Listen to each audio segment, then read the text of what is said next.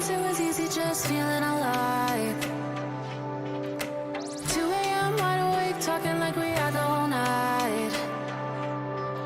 And I don't know if I said this right. No, I don't know how the days gone by.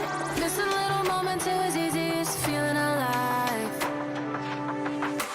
Every now and again, I trace my steps back to then. Ooh, I want that feeling. It's all that I needed to move on, to feel it. It's all that I needed.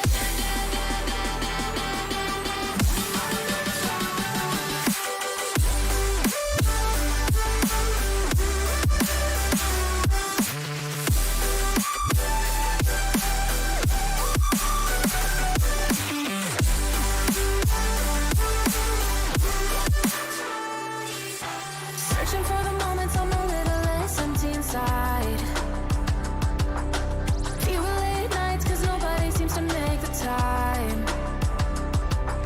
And I don't know how to do this right. No, I don't know how the years gone by. Searching for the moments I'm a little less 25. Every now and again, I trace my steps back to then. Ooh, I want that feeling. It's all that I needed to move on, to feel it. It's all that I needed.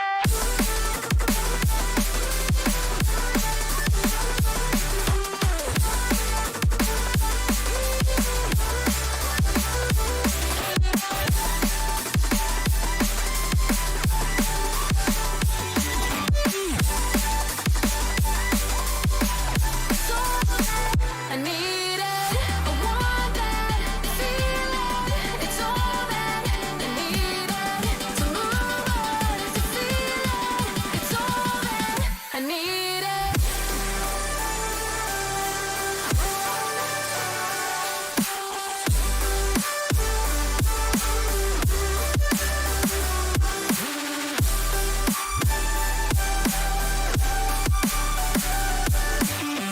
To move on, to feel it.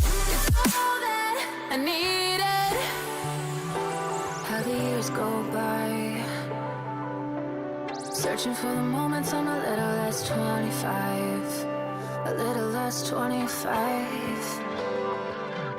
a little less, searching for the moments I'm a little less 20, a little less 25.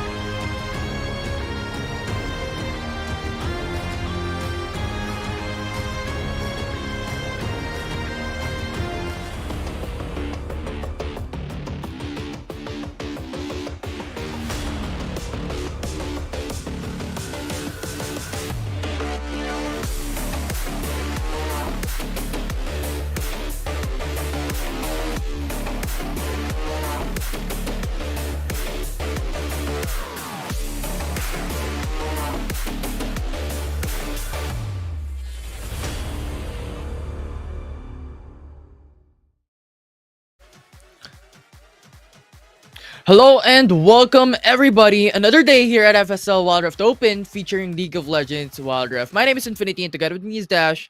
And Dash, we're now here for the lower bracket finals and the grand finals. Cold day right now. It's a very cold day. But hey, it's gonna be an interesting fight because we have Peekachu versus MDH Esports in this next coming series. And I'm excited to see how they are gonna be going, or at least the drafting. I'm excited with the drafting because yesterday we had a lot of problems with the drafting when it comes to a lot of other teams. Peekachu was really great. Kitsune was also great yesterday. But here, it's MDH Esports we're talking about, and also Peekachu, also a strong drafter in their own right. Yeah, and we saw the games yesterday go in for like 2-0 consistently each and every single one. Maybe 2-1 for one series with UGH Guardians up against Upside Down, but all throughout FSL Wild Rift Open for this year, it's always been 2-0. And I'm excited to see like how would this turn out for today's matchups.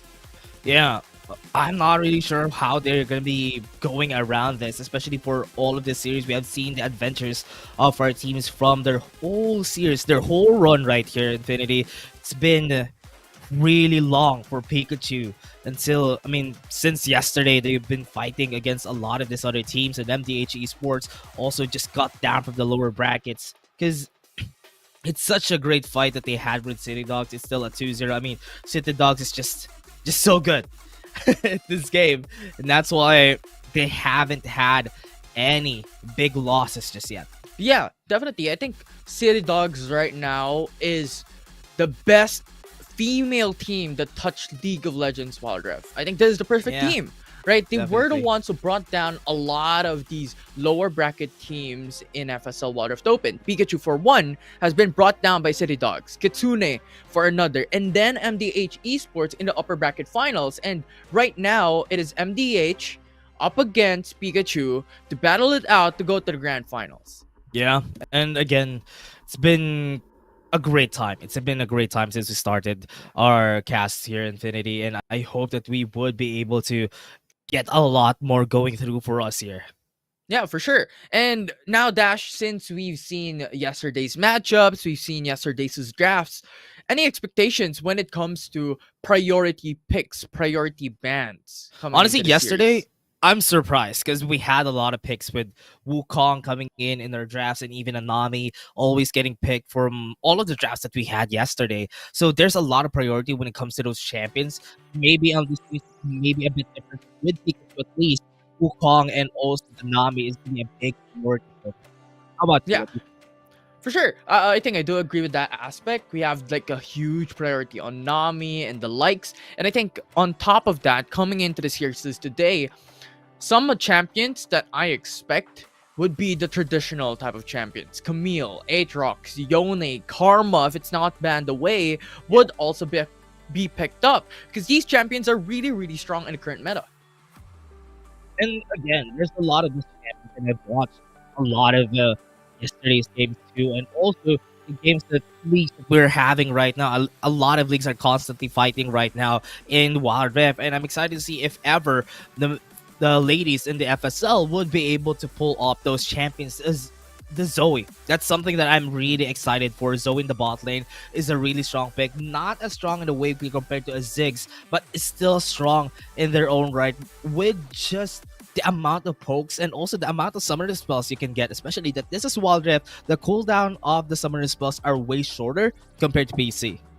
Yeah, and something that's interesting though is that we haven't seen Zoe so far yesterday's matchup in Yeah, yesterday's series. It's yeah. always been these traditional ADCs. We've seen maybe a couple of APC having the Morgana going into the bot lane, but more so having that Tristana priority, Ezreal priority. And now the question is, are we going to see Zoe today? As you've mentioned, the power of this specific champion. So I'm really excited. We have a lot more champions that we have to discover a bit. We still haven't seen Kane. I mean, Kane is a new champion, well, in the recent patches, and we haven't seen it here in FSL. Yeah, and again, it's a Kane is really not a big priority right now, especially even Hmm. in League PC. Kane hasn't been a big Yeah. priority when it comes to the competitive scene because Kane could easily be countered compared to a lot of the other champions that we have right now in the game. That's the reason why Kane is not good. But in solo queue, Kane is very strong. Kane is very good at wave clear, very good at keeping the enemies at bay. But here in the bigger scene, Lilia has been getting a lot more priority, like what she did when she actually just came out from League PC2. Yeah, definitely. I think these team fight champions are the ones that gets the higher positions or the higher priority coming into the series so far. From yesterday's matchups, we've seen the junglers such as Wukong come through, Nunu and Willem from time to time as well, to have that power in the early game, even Vi in some aspect for that ganking potential early mid game. So that could be an expectation coming into the drafts today, especially that we have like a couple of BO5 series on our hands. Yeah, and again, the best of 5 series that we're going to be having later on in the grand finals. I'm excited to how it's all going to work right now. But here in the lower bracket finals, I have a lot of expectations, especially for Peekachu, that we have seen a lot of their games because they have been pretty great with how they play around. B35 also going down against them, and they also defeated Kitsune, who yesterday had a really great game too, a 2-0 against UGH Guardians. Yeah, for sure. I mean, the game one was a little bit too close for their liking. It was a little bit too close. But in game two, they were very, very dominant. They were landsliding the opposing team. So far, a lot of these power comes through from maybe the early to mid game. I think that is the pattern that we've seen yesterday's matchups. Then you have these early game, mid game control. And then if you have that composition, or well, if you have that foundation already built up, then you're going to be so strong towards that late game. So a balance of these champions coming into the draft would be very important as well. I mean, honestly, the storyline of this for the FSL is very interesting for me in Infinity because I've been a long-time fan of this anime called Pokemon, right? So for sure. Right now with Pikachu going through a lot of these battles, going through the lower brackets, are they going to be doing the same thing as what they did in the anime? Because here it's basically like that, because they have been here on the lower brackets. They've been winning a lot of these games. They only lost to this champion, which is City Dogs too. So are they gonna be having that revenge and are gonna be crowned like how Ash Ketchum has been crowned together with his Pikachu? Yeah, so excited to see how this is gonna go. Yeah, and the thing is, Ash in that aspect took 10 years to become like world champion. Yeah, so it's been, at least for us, it's been a year. for sure. Yeah. So maybe in that aspect, Pikachu maybe has that opportunity to go into the lower bracket and rise up to become the champions right now and defeat arguably the best team in FSL Rift Open. Yeah, honestly, it's basically the same storyline here. If ever, during that time also in that anime, Leon was the best that they had there in the World Coronation Series. But here in the FSL, City Dogs have been always the best right here in the FSL and always has been the strongest. Are they? Basically, this is the underdog story that we have, but they also have someone that they need to defeat, which is here, MDH Esports. They need to defeat MDH Esports. But MDH Esports isn't a slack either. MDH Esports is a strong team, and it's a full Vietnam team, and we all know how strong Vietnam is in Wild Rift and even in League of Legends PC. Yeah, for sure. And something that is going to top that all off as well when it comes to like the interest aspect of things is that we haven't seen MDH Esports play from yesterday's series. We have only seen Peekachu come and rise up to battle it up from lower bracket round 4, defeating RXA Ragnarok, coming into lower bracket round 5, defeating D35T1, and then later on defeating Kitsune, which was an absolute dominant team in the lower bracket round 5 as well, beating UGH Guardian in a 2-0 game, in a 2-0 series. So in that aspect, we know how Peekachu plays. And this is, when it comes to history, really strong as a team. A second place SEA Games Singapore roster that has been quite dominant so far, except for losing against City Dogs. So I'm really curious so far to how this lower bracket finals would go. Yeah, and also they have a history from the last Open 5, Peekachu was able to defeat them by 0-2, which is a really big thing too. So this is basically a revenge match for the last time that they fought each other. So this is gonna be very exciting. Is Peekachu gonna be the dominating team that they have been before, or will MDH Esports carry on the revenge and just take the coronation by themselves and be crowned the queens of the FSL for this Wild Rift Open? But we're still at the point in where City Dogs is still a big threat, because right now, looking at the brackets, they have been perfect. They have been pretty great so far here, and they haven't lost a single game. Yeah, and you know what? We're talking about all about these games, all about the champions, and what these teams have when it comes to history. But right now, we're here in the series. So we're bracket finals. The draft is ready. Yeah. And the expectations can now be met or denied by both these teams. Yeah. And again, this is going to be different here.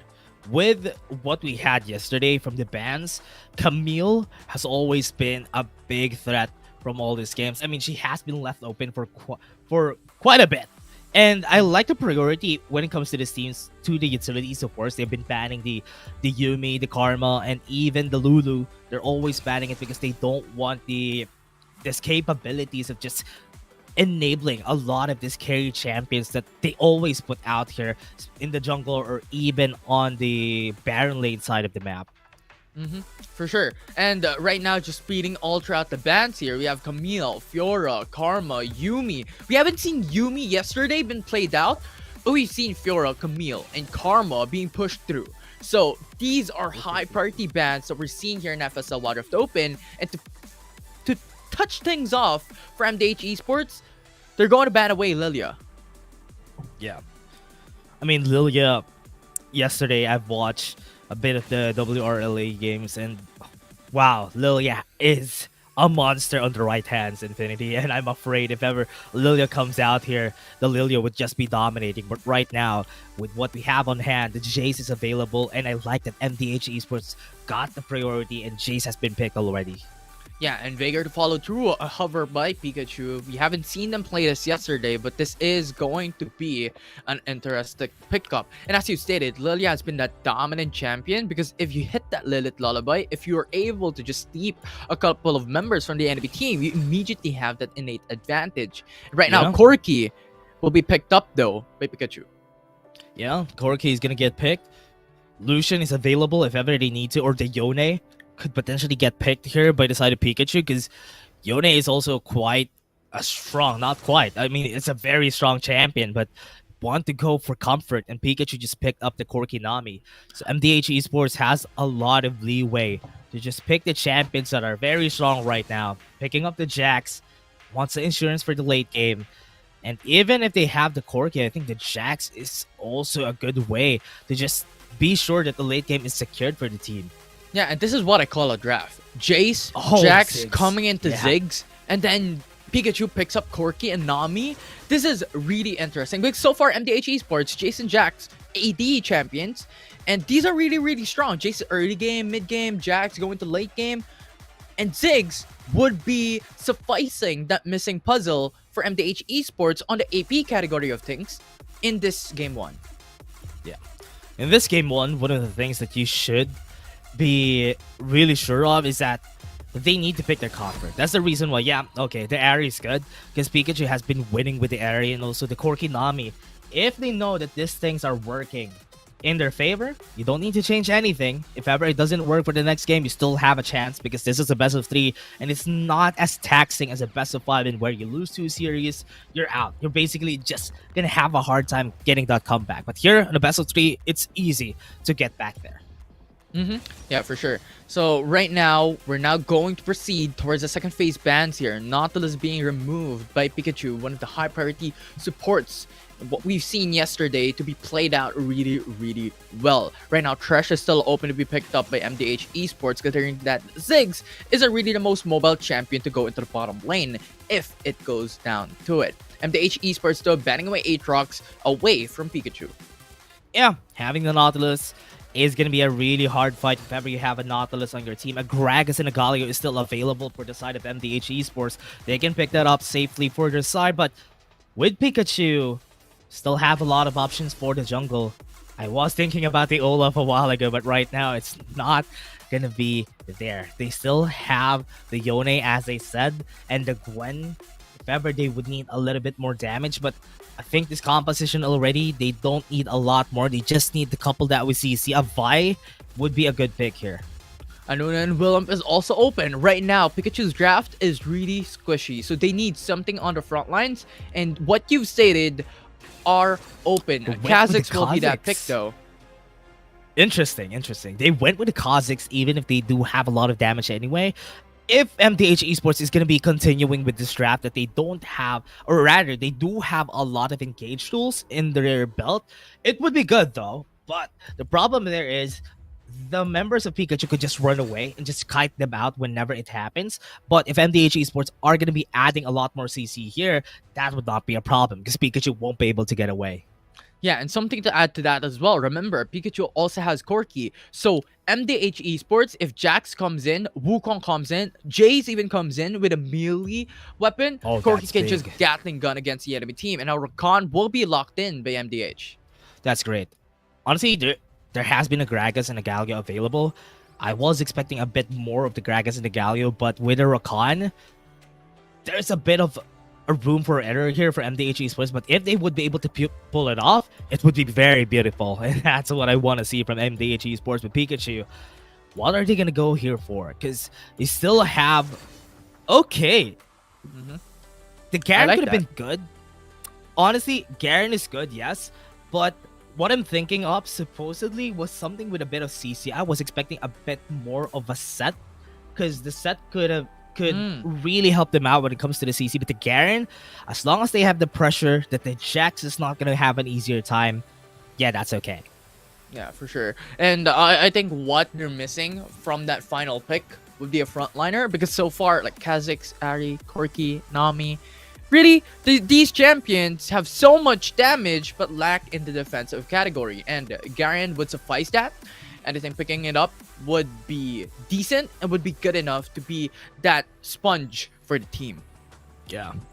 Would be able to carry this. The Garen does have a lot of tankiness. Gonna go Hullbreaker for the first item and be the menace that the Garen is every time. Whenever you see a Garen, it's really hard to fight against them. But if ever MDH Esports would be able to pull off this combo, it would be really good. They don't have a lot of insurance for the late game except for the Jax. But the other thing is, they have a lot of damage from the side of Pikachu. Not actually a bit resource heavy for most of their champions, which is not a problem. Because yesterday we've seen them go with resource heavy champions and still was able to pull it off. Yeah, so we'll see.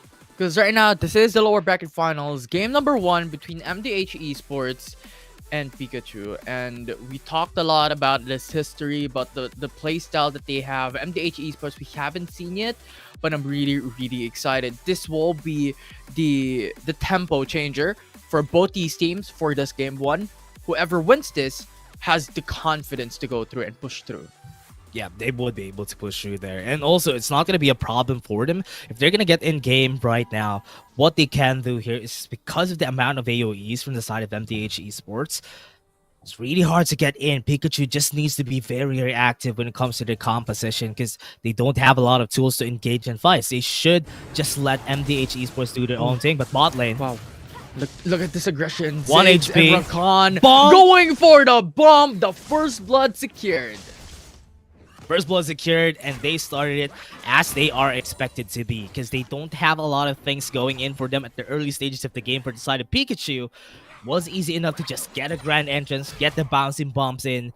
Pikachu just lost 1 life, a first blood onto a Ziggs. That's not great. Yeah, and I love it. It's an immediate exhaust ignite from Rakan and Ziggs, and the Nami can't do nothing. There's no heal coming through because of the ignite that reduces the amount of heals coming through for Aya. So that first blood was phenomenal coming from MDH. Yeah, great start for the members right here of MDH Esports, because with that, it's going to be an easier lane for the Ziggs here in the bot side. Because if they're going to be having a hard time a while ago, Ziggs would just be poked out of their minds because it's a Nami Corki. As it's basically like a Lucian Nami, but because it's a Ziggs in the bot lane, it's not gonna be as easy here.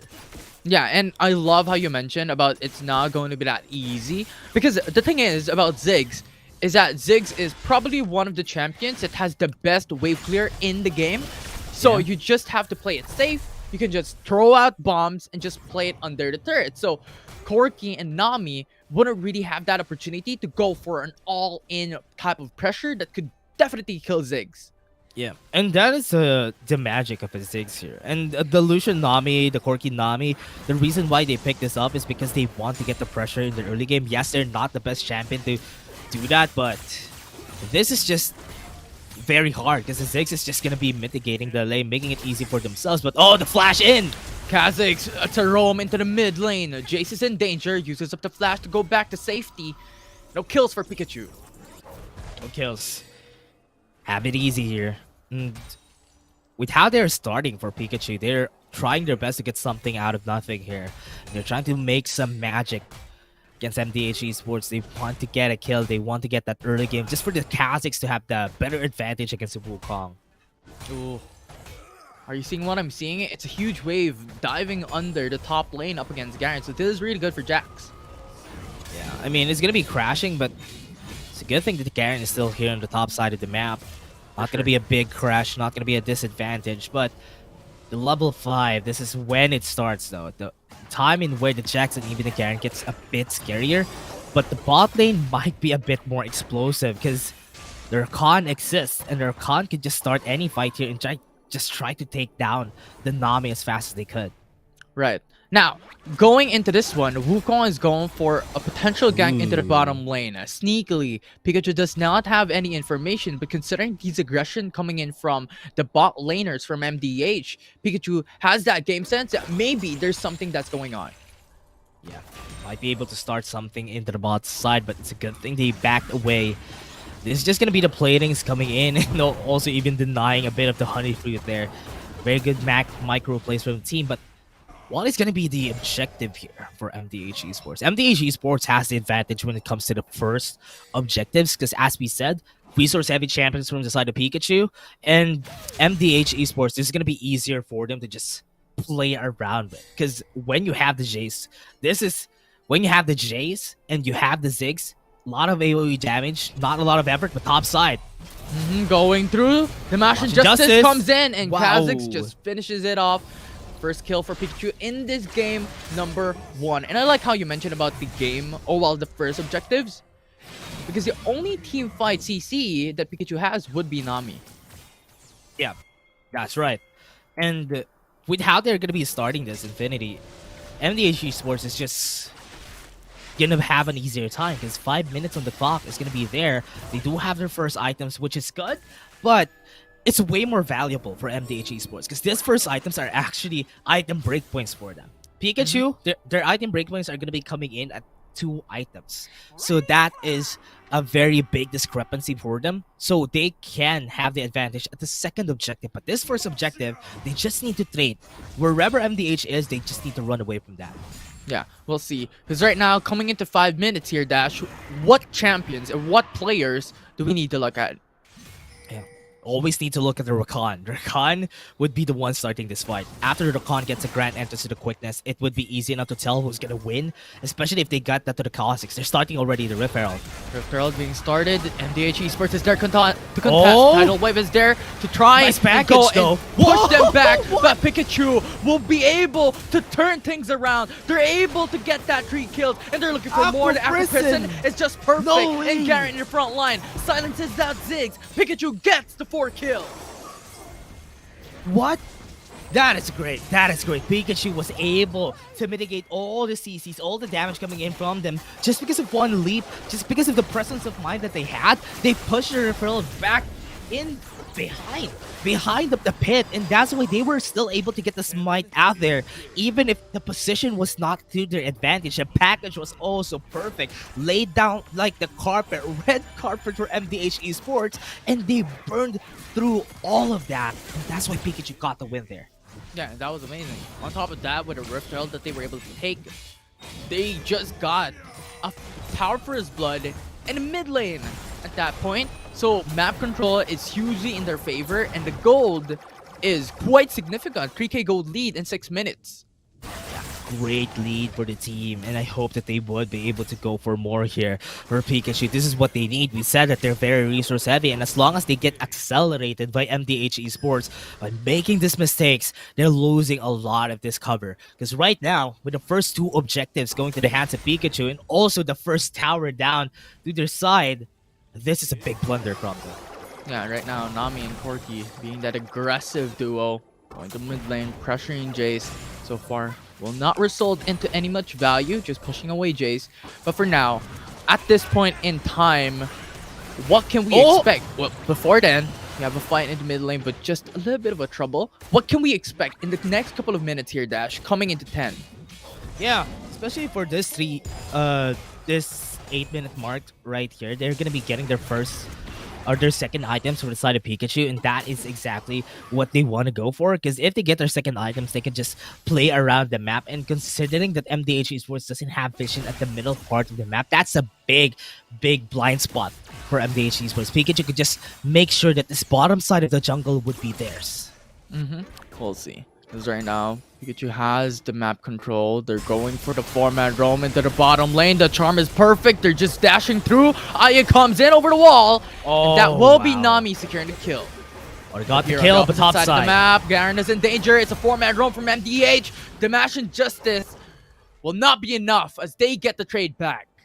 Yeah, got the trade. Great play around that. They got the vision in the bottom side of the map. They knew that this is going to be a gank on the bottom side, so might as well just take something out of that. And they're now going to be taking the top lane turret. This is going to be a big win for them. But if this tower in the bot lane is also going to fall down still, Peekachu is just making sure that they're kept in check. MDH Esports is not going to get an advantage, and Peekachu is just going to be keeping this gold lead by themselves.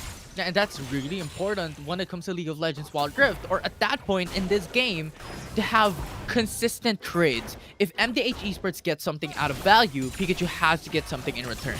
And that is pretty much the formula. If Peekachu wants to win this game, they already have the lead of a 3k gold in their pockets. They just have to balloon it or sustain it.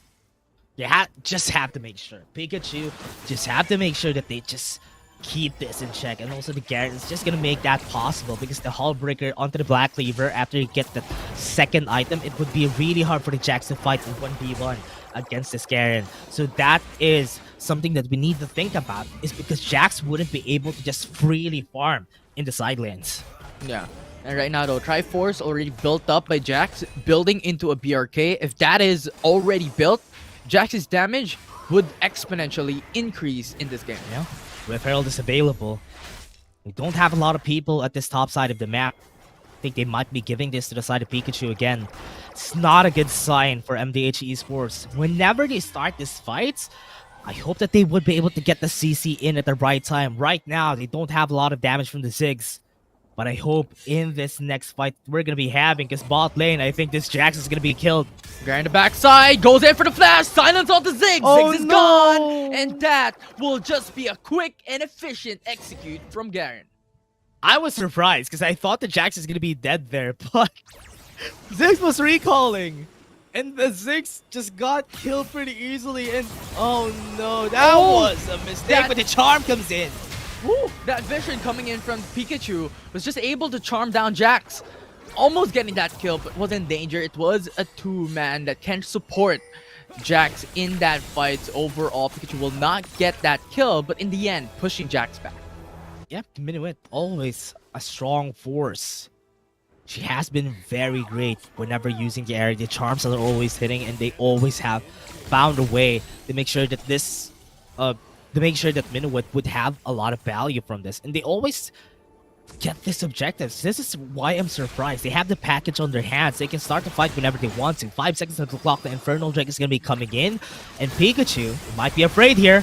The charm is just perfect. Rakan is gone. This is a key member. Package coming through. Cuts down MDH Esports. The flash is burned. Ziggs is low. And Mega Inferno Bomb will not suffice. And that will be a 1-for-0 trade. Low HP, Rift Herald has been thrown, and Infernal Drake is going to be up right here. And this is going to be easy for Peekachu.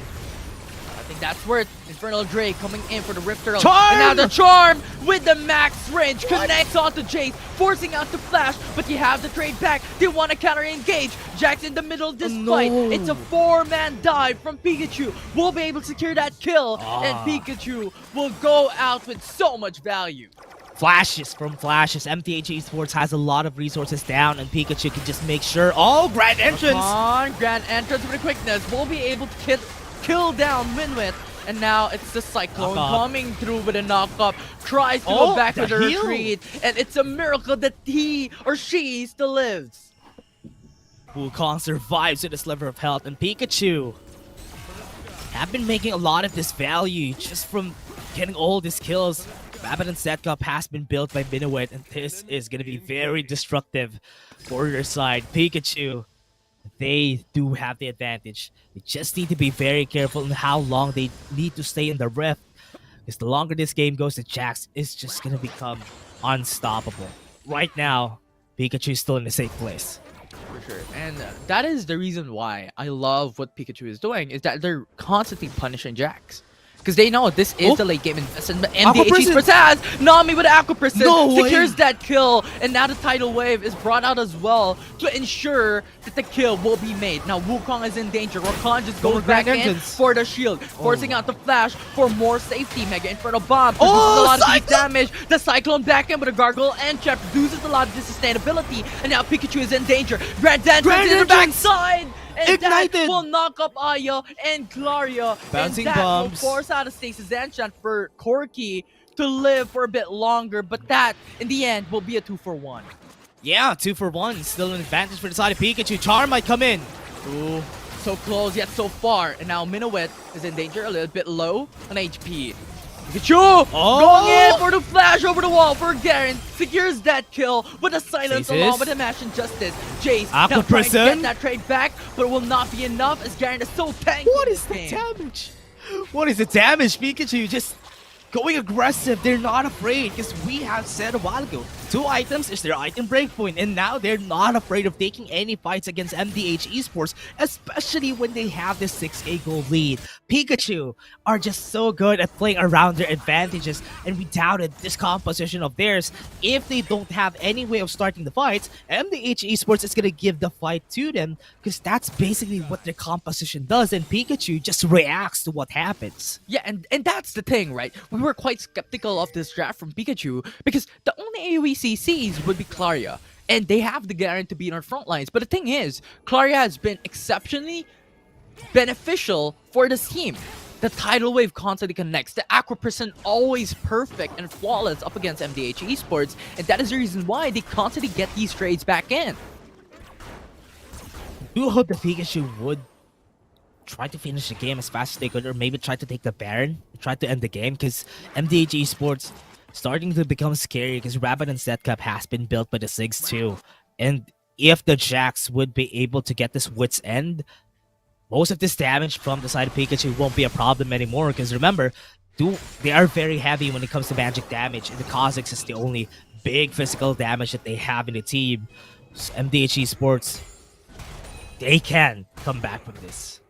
For sure. A lot of these late game champions, Ziggs, Jax, Wukong would be the setter, Rakan as well. They just need this one massive team fight for them to be able to make it back away from Peekachu.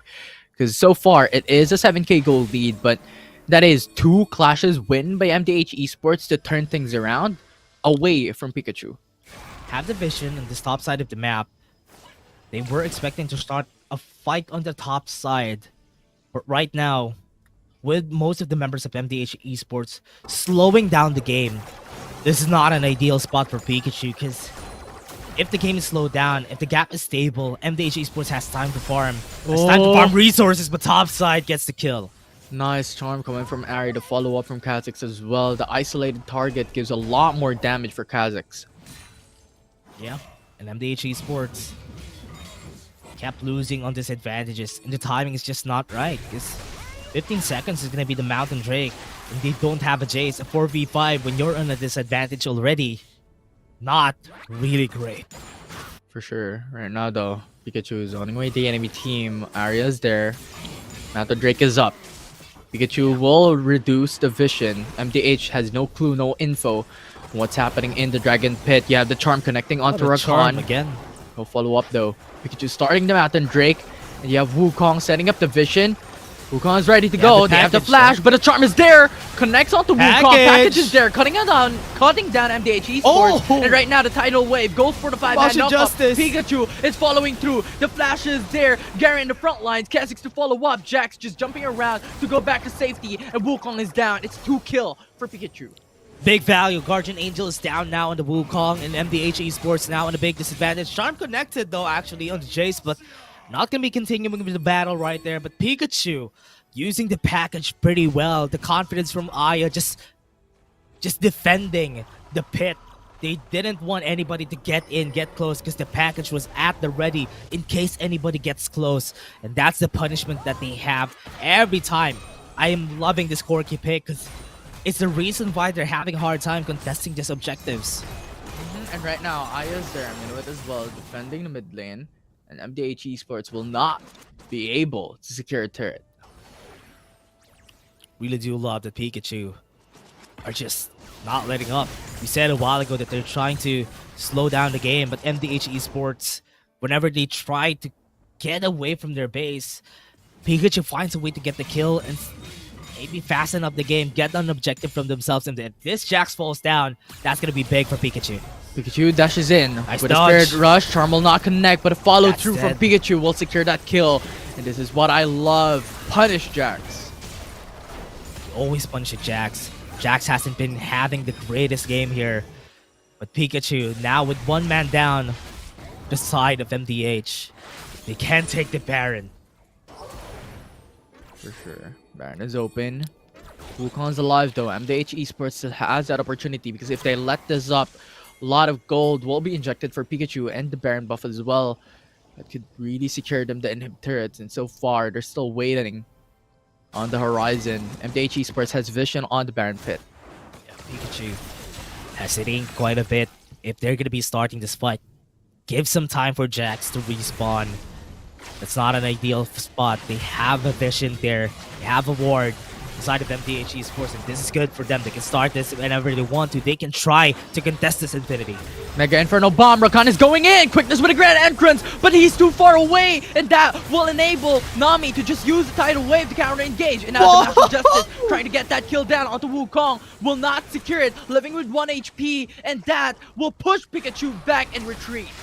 Pikachu not going to be getting the Baron. That's a good spot for MDH Esports when they had the ward there at the Baron. They knew when to start. They're not going to be hesitating whenever they do. The Cyclone and Rakan sacrificing herself when that started. It was enough to stop them from gaining a massive advantage, a massive lead. And that Baron is going to be stopped, and they still have some time to get their items. Third item on most of their champions, and this is the time that they might be able to turn things around. For sure. And that is the only thing that they want to do. You know, Pikachu starting the Baron Nashor, MDH Esports canceling that engage and canceling that objective taking by Pikachu. That is already good. They bought a lot of these time for MDH Esports to make it back, and now Jax wits end completed. Yeah. With Ender Jax, this is going to be a massive lead for them. They are now going to be starting this Elder Dragon. They have the package on the Corki. They have a time limit, so that Pikachu needs to think about what to do here. Most of the teams always tries to contest one, but they always need to get the Elder Drake because that's much bigger value. For sure. Like the HP execute from the Elder Drake buff would be huge for any of these teams right now, especially for MDH Esports, given the fact that they have such a huge deficit in this game number 1. Yeah. They've lost a lot of their space. They might be able to start this. I love that they started right here. And the Elder Dragon's gonna come in. The Charm comes Spirit out. Rush over the wall. The Charm connects onto Wukong. GA might get popped. Not be so far, but Pikachu is still fighting this. Spirit Rush comes through again. Charm just trying to push back MDH Esports. Trying to get a pick off. will not suffice. Kha'Zix jumps in. A lot of these damage coming through. Peekachu has the advantage. Tidal Wave in the pinch. MDH Esports is on a loss. Mega Inferno Bando stacks onto Peekachu, and that will put out a lot of these damage against the enemy team. Jax is gone. Wukong is gone. And Peekachu is diving in. They're converging in the bottom lane. 3-man already down. Wukong has been decimated, and Peekachu is right now going to end this game, pushing in the bottom lane. Jay's the only one left. This is their strength. This is their power. The draft might be gone, but this is not over as they strike first in game 1. It was not a problem. Peekachu was able to make sure that MDH Esports won't gain that advantage, won't gain that space that they needed, or at least the position that they wanted in the early stages of the game. They were able to win the first fight, was able to steal both of the objectives, and that's when it started. The advantage of MDH Esports just continued to dwindle down, and that's not what you want to happen when you're fighting against a Kha'Zix. Once a Kha'Zix starts off snowballing, this is what's going to happen, and Peekachu knew that all along. And that's why they were able to win this game pretty convincingly. Yeah, for sure. I mean, we've doubted them, but they have shown us and have proven to us that, you know what, we will make it work. And I just have to tip my hats off to Claria. Claria's tidal waves, those aqua prisons were phenomenal. And Minuet's positioning towards those charms were also flawless. Constantly going for pickoffs, and the follow-up from the rest of the team were there. Yeah.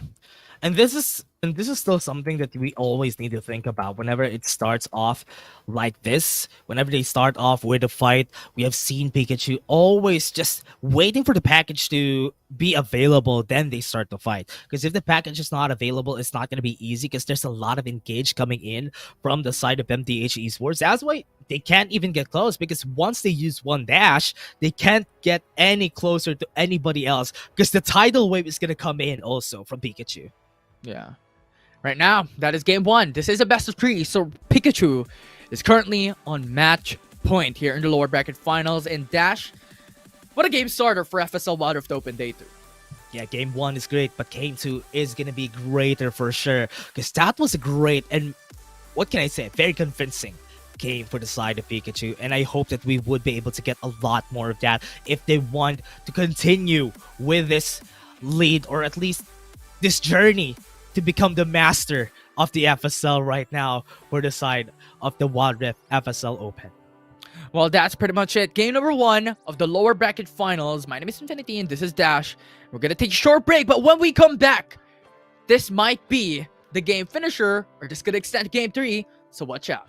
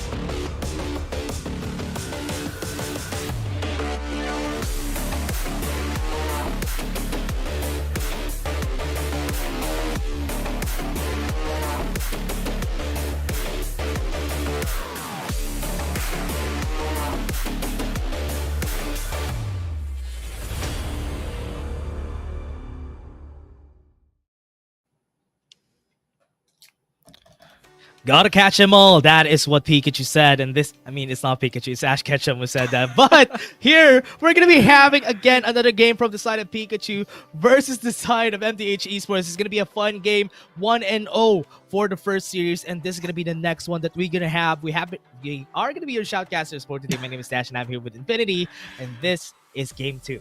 Yeah, you know what? I changed my clothes for you, Dash. I felt like I was out of place a while ago. You were What do you mean? You were wearing a coat. I was wearing a jacket. Oh, you know there what? you go. There's a blue coat. Yeah. We're Yeah. evolving. We're evolving. You know what? Yeah. You know, it's in black, then white, then blue, then red. Perfect. Perfect combo right there. Absolutely. But you know what else is perfect, Dash? What is? Is this game 2? Because I think this will be the deciding factor if we're going to game 3. Yeah, And honestly. Yeah, go. Continue. Yeah, and this is pretty much gonna change things up. that's true. Because honestly, with how things are going for the side of Pikachu, so far it hasn't been a problem. Most of the time, whenever we see that we have an ideal draft in mind, they always prove us wrong by being the actual right people, because they know how to play around the draft that they're very comfortable with. They have been using the Nami a lot in their compositions, and so far the Nami has been a strong force right here. They don't even need to rotate most of the time, because I see most of the supports rotate to the Baron lane, and they do actually help the Baron laner more because they believe that the Baron laner has a lot more potential. But here it's very different. They try to play in the bottom lane. They let the ADC get stronger and stronger, and after that fact, ADC is just gonna carry. Yeah, and that is what I love, how what Pikachu is doing.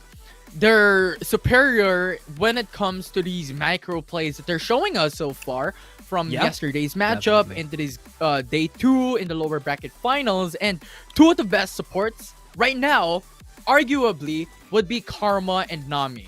Karma has been banned by Pikachu in the first phase bans, and they pick up Nami in their first 2 picks. So they're really just playing these mind games from yesterday, even that they're showing us, they're proving us wrong constantly, time and time again. Yeah, and they have been very great at it. And I'm really excited to see how they are going to be playing this one, because they had gained the confidence, gained the momentum during the first game. It's a very dominating game, and I thought that they had a chance. MDH Esports would have a chance to come back because of there's certain lights that they have been showing us during the middle stages of the game. But in the end, still, Pikachu was able to make sure that they're not going to be letting this lead crumble. They always just held on to it. So this is a mark of a strong team, and we have said time and time again, Pikachu has always been a strong team, a strong contender against City Dogs and the FSL. But it's just way different, because whenever City Dogs comes into play, they're just the strongest every time. Yeah, I believe they're on a win streak already, and they're pretty much the undefeated queens of FSL Wild Rift Open. Different names, different orgs, but a team as a whole is currently undefeated, and that is the reason why we were talking about this prior to this series, or prior to this game. When the whole thing started for day 2, is that City Dogs, their team specifically, is the best female team that touched League of Legends Wild Rift. Yeah. They are just very strong. They know how to draft. They know how to play against each other.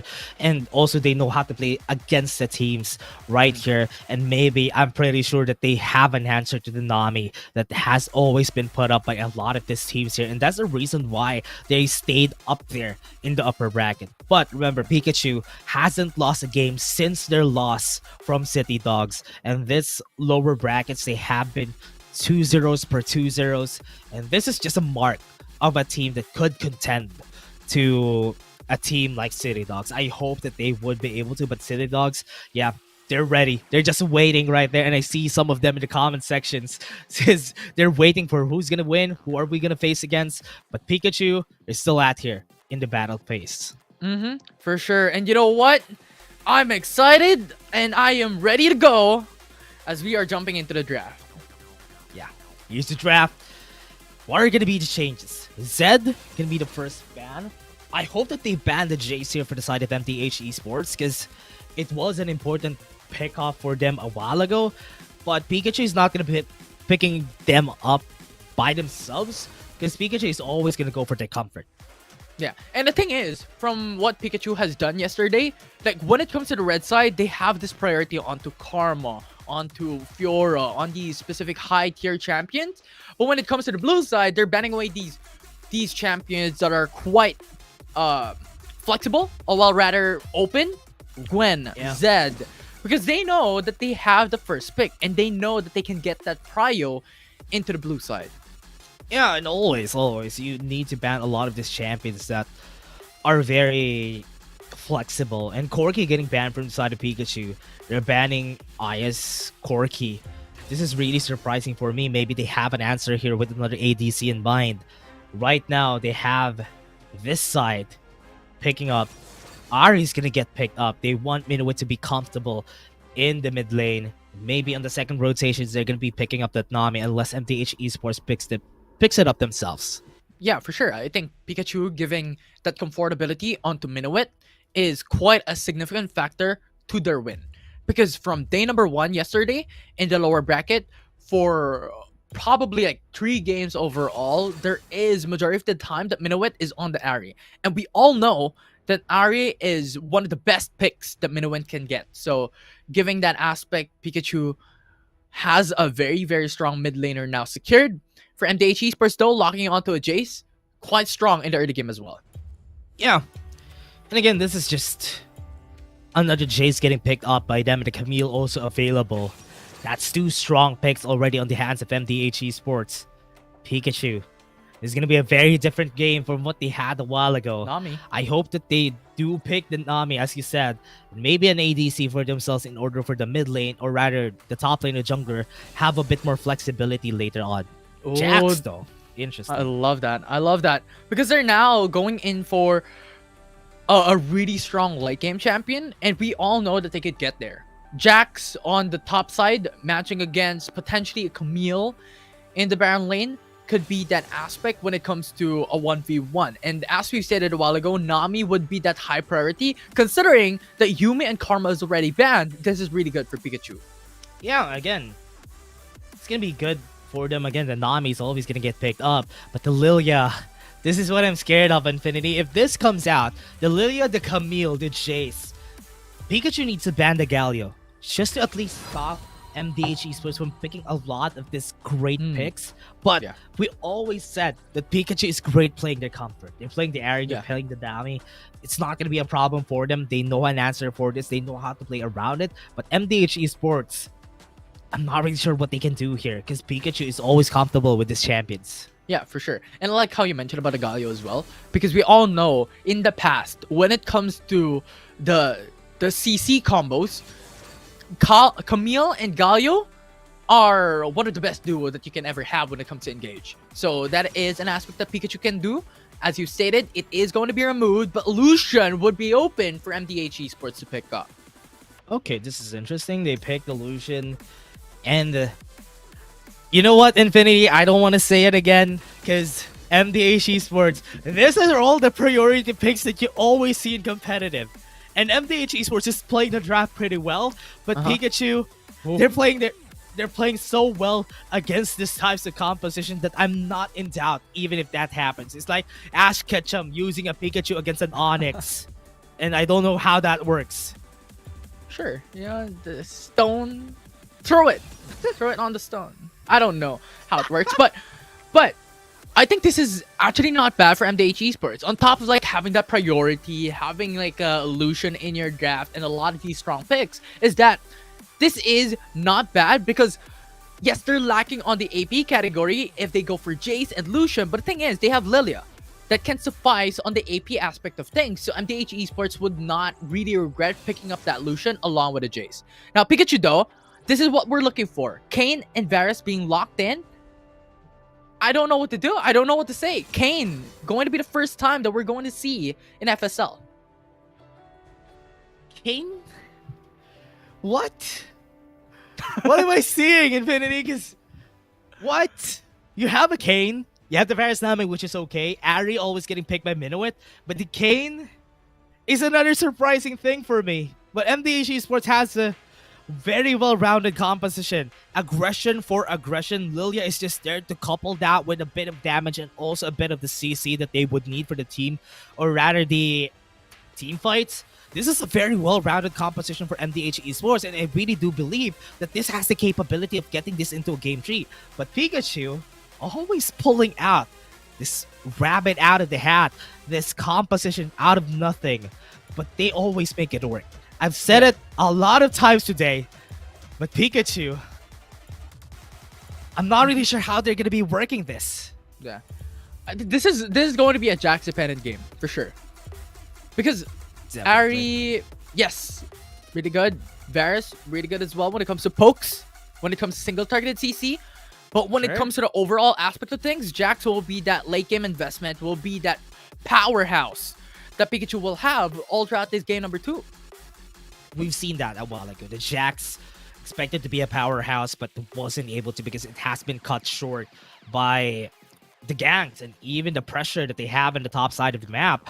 But here, it's going to be way different too, because they have a Kayn. Kayn isn't really the strongest champion in the early game, so it's not going to be an easy gank too if ever they want to accelerate the power of the Jax. So MDH Esports has a lot of ways to stop that from happening, to stop them from ballooning this lead that they could have by themselves. But let's take a look at what's going to happen in the game, because we're going to get into it right now. Yeah, and I think we could expect maybe a level 3 gank from Kayn. I think that is what they're looking for. And right now, once again, this aggression coming from both these teams. Yeah. You know what? It's going to be aggressive again. Like what they did, Lucian Thresh right here in the bot side. They can just go for another fight here in the bottom side of the map. They want to start as fast as they could. And that's going to be the play to the exhaust. They do have the flash to work with. And that's forced away 2 some of their spells already from Peekachu. That was really nice. Because forcing out the flash in 30 seconds of this matchup opens up a huge array of possibility for Lilia to be able to gank in the bottom lane. And that is really, really strong from MDH Esports. Yeah, and also what's great about this Infinity is that it's a Lucian Thresh. It's an aggressive lane, but mid lane, trying to go for aggressively. Do have some damage coming in from Lotus. MDH Esports is not going to be continuing anytime soon. They're just making sure that their lane is going to be easy. They got the kill. The Igniter sticking with the head of the Lucian. They got the first kill, but it has been traded by Peekachu. No, that was worth it though. Because MDH Esports, they got the first blood. On top of that, the gold came through for Lucian. But this time around, when Peekachu got the trade, it was Nami who got the kill, and it was not the first blood. So overall, when it comes to the aspect of things, MDH Esports got the better end of the trade. Yeah, and Peekachu, no, this is great. Especially when it comes to a Varus against Solution. Varus does have the capabilities in the early game compared to them. But they're chasing out Minuet. There's going to be the flash coming in, and that's going to be the kill already. MDH Esports looking like golden right now. Yeah, and they're here not to play. They're here to win. Yeah. Top side. Not giving any inch to Peekachu, because they know that this early game is very crucial for them. Not even letting the Varus get the first items, because the Varus, even without any items, is strong with the piercing arrows, right? But if it's going to be against Illusion Press, Eye is going to come in. They have the play coming into their side. They have the exhaust to get the kill, and that's the piercing light to end it all. And MDH just dominating every lane. What a play from MDH Esports. Early into the matchup, feeding into Lucian as a champion here in this early game is never the thing that you want. Because right now, with the long sword already, well, not long sword, BF sword already built up, having around, how much gold? 1 point, no. My math's wrong. 1.3k gold. 1.3k gold, right? 1.3k gold advantage for the opposing ADC. This is going to be an unwinnable lane for Peekachu. Yeah, that's not what you want when you're playing a Varus. You want to win the early game as easy as you can, because you know it's a Varus, you have the early game advantage, so it's not going to be easy enough to do damage or poke out this Lucian Trash lane. They have the Lilting Lullaby on the top side. Hextech Ultimatum's going to come in, not going to be moving around. That's going to be it. No flashes too. So it's going to be an easy kill for them. Going to be running away safely. MDH Esports. So close of them not getting it. Here, bottom lane though. Chain of Corruption, bot side, they have it. They're inside onto the solution. They don't have any flashes. That's going to be the kill. That's exactly what they want. They need to turn things around, and they got a bit of gold in the bot side. Tipping my hats onto Kane. That was really good gap, because if they did not do that, it is an unwinnable lane for Peekachu. And now that they were able to punish Lucian, Varus will be able to farm a bit, get a bit more towards the route to an even level playing field. But still, it is still a lot of gold in favor for MDH Esports. Lucian specifically building now into a Storm Razor. Interestingly, I can see that the Kane is also building a lot of lethality here for Peekachu. Yeah, they're going for the Yuma's Ghostblade first item. Are they going to go for the red Kane or the blue Kane? I do believe that they need a red Kane at this point, because even if there's a lot of ranged champions for MDH Esports, having the red Kane is enough sustainability to help out the Jacks stay longer in these fights. For sure. We'll see how this would turn out, because at the moment, the role of Kane would be to prolong the matchup, would be to delay this game by getting a lot of these ganks in the early to mid game and punishing MDH Esports, similar to what he did, or what she did rather, in the bottom lane, punishing Lucian. This is all it's going to take to just push Jax into a lead and push Jax to build more items to be able to 1v9 the whole game too. Yeah, they just need to let the Jacks get the item that they need. And they also need... Oh, what's great about the Kane, though, is that the Kane is also stronger the longer the game goes, because the amount of sustainability in that at that point is just very strong. Right now, MDH Esports is the stronger ones, because the early game power spikes are just pretty good right now with the items that they have. They're starting with the Rip Herald, a great play onto 3 people. That's going to be it. They want to get the kill onto Jax. Hextech ultimatum comes in, but they're not going to be able to get anything more. They have nothing of value. They got one kill to the side of Peekachu. They want to get the kill onto Minuet. They have the Spirit Rush. They're losing a lot of this Q ultimates right now. They're going to be going for the steal. That's a great steal from the Kane. It's not going to matter because they got the steal. They're going to be backing away. They're going to be cleaning up the members right here. MDH Esports, even if they lost the Repel, they got a bit of a punch in the gold. At what cost? At what cost? And they're looking for Shot more. Blast, though. Bonk. Damage. They have 2 Disguise. Infinity. This might be another kill coming into their side. Flash is in. Gust push back. Thundering Blow. 1 HP. Onto Chase. Chase was in inches of death there. Jax almost got the outplay, but in the end, they still got the kill for an unofficial ace. Stolen the Rift Herald. But as you said, at what cost? This is the cost that we're looking for, Infinity, because they lost a bit of the space, got the tower in the top side, but it doesn't really matter because the Rift Herald is available in the hands of Peekachu, so they can just take another tower by themselves. And MDH Esports, how are they going to answer back with this? Because this Rift Herald is going to go down to the bot lane. Yeah, for sure. We'll see. Because right now, Lilia is coming through. Jace is responding as well. Let's see how this will turn out. Oh no, Chain of Corruption wasn't able to hit. Are they going to be taking this tower down? They're losing a lot of these minions. Okay, that's unfortunate. 200 HP Minuet. and Minuet is going to be dying. Piercing Light is going to get used. Calling is not enough to get the kill. Literally 1 HP, 1 slither of their health and Minuet. Everybody right here on the bottom side might be able to start the fight again. They are going to be going right there. They're going to be going inside the faces. And the Tidal Wave is going to be hitting right there. Going to be getting the kill right now. Cave is going to fall down, but it's okay. Because Peekachu is coming back with 2 kills for 1. Yeah, and that is good for Peekachu. But I just want to commend the red buff. Because the red buff was MVP in saving Minuet's life. Yeah. Anyways, Great. Going back into the game overall, the reason why Rift Herald is so significant in the early game is because of the Tower First Blood. Getting that would result into a map control advantage and a huge gold injection for your team. And MDH Esports, even if they lost the Rift Herald, they were able to get a Tower First Blood on top of the 5 kills that they got away from that clash. So right now, if you're looking at the gold, they have a 6k gold lead up against Peekachu. And this is the power and the strength that MDH Esports was able to receive.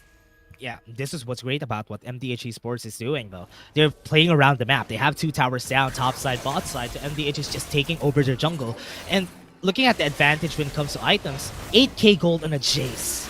That's massive. Camille. And now they're going to go in onto the back line. They want to kill the Naomi, and they have it already on their hands. Lilting Lullaby is going to be used, and they got 2. And this is another kill on the hands of MDH.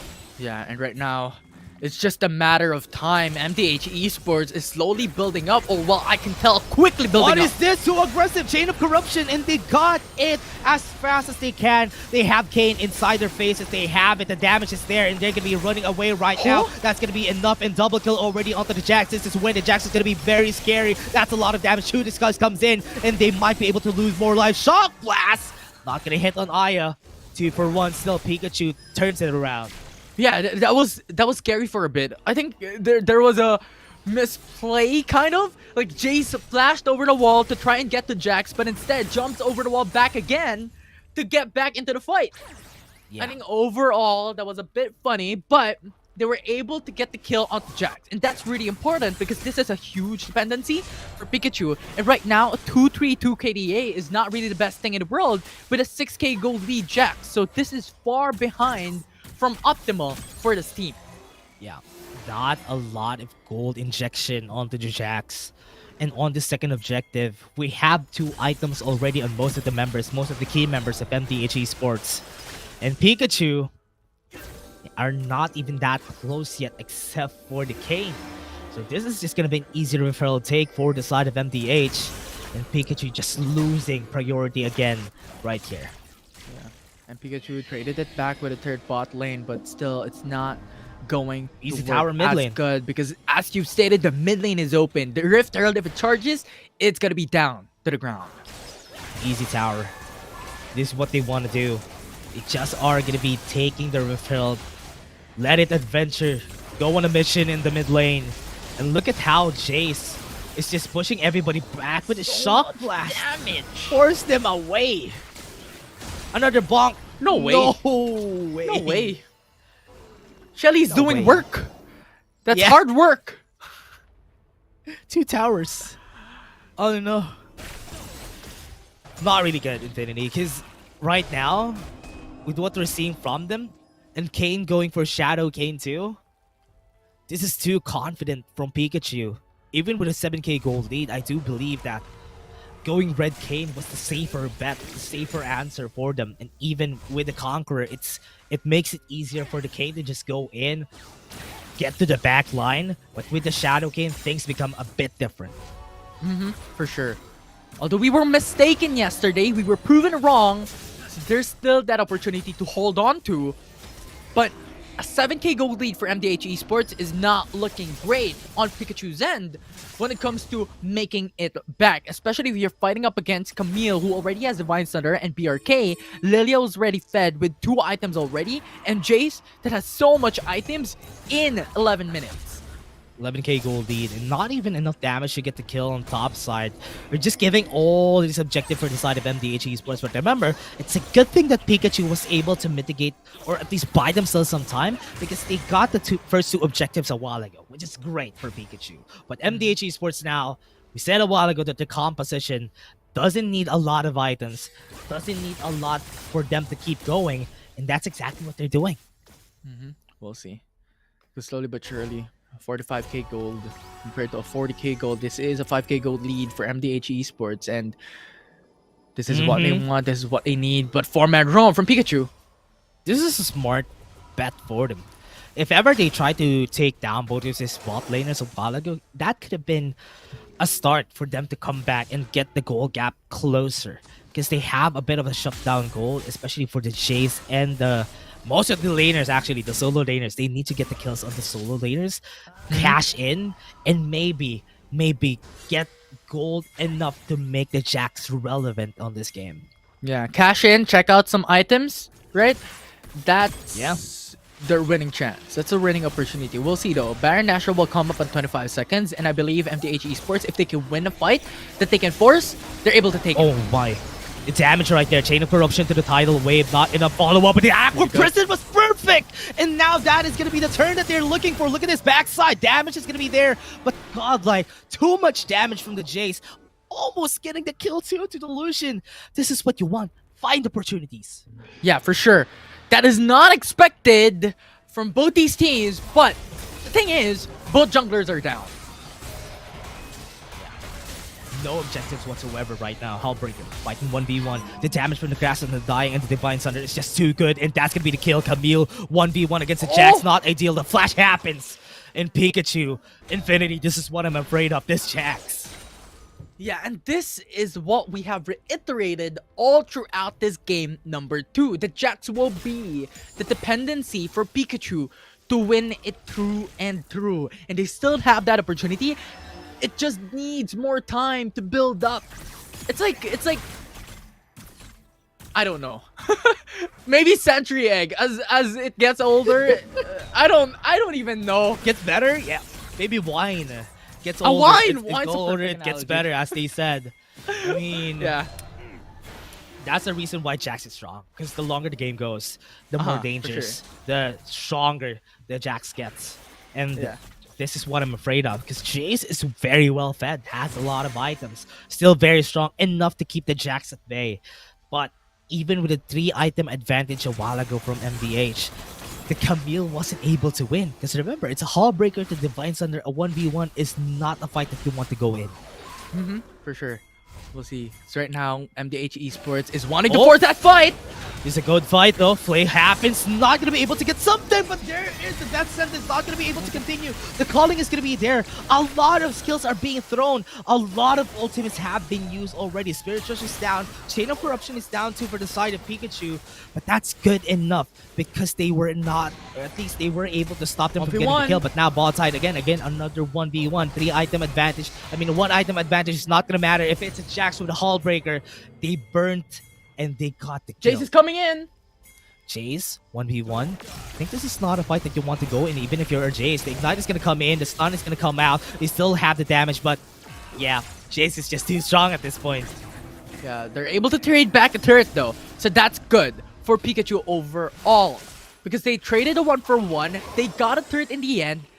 So they got a little bit of value from that. But still 7k gold lead for MDH. Baiting the Baron, very smart for MDH Esports. Doesn't have any vision. They can go for the Aqua Prison to the Chain of Corruption. Charmer is not going to hit, but it's okay. That's enough for them to secure the kill. Look at this. Bot side.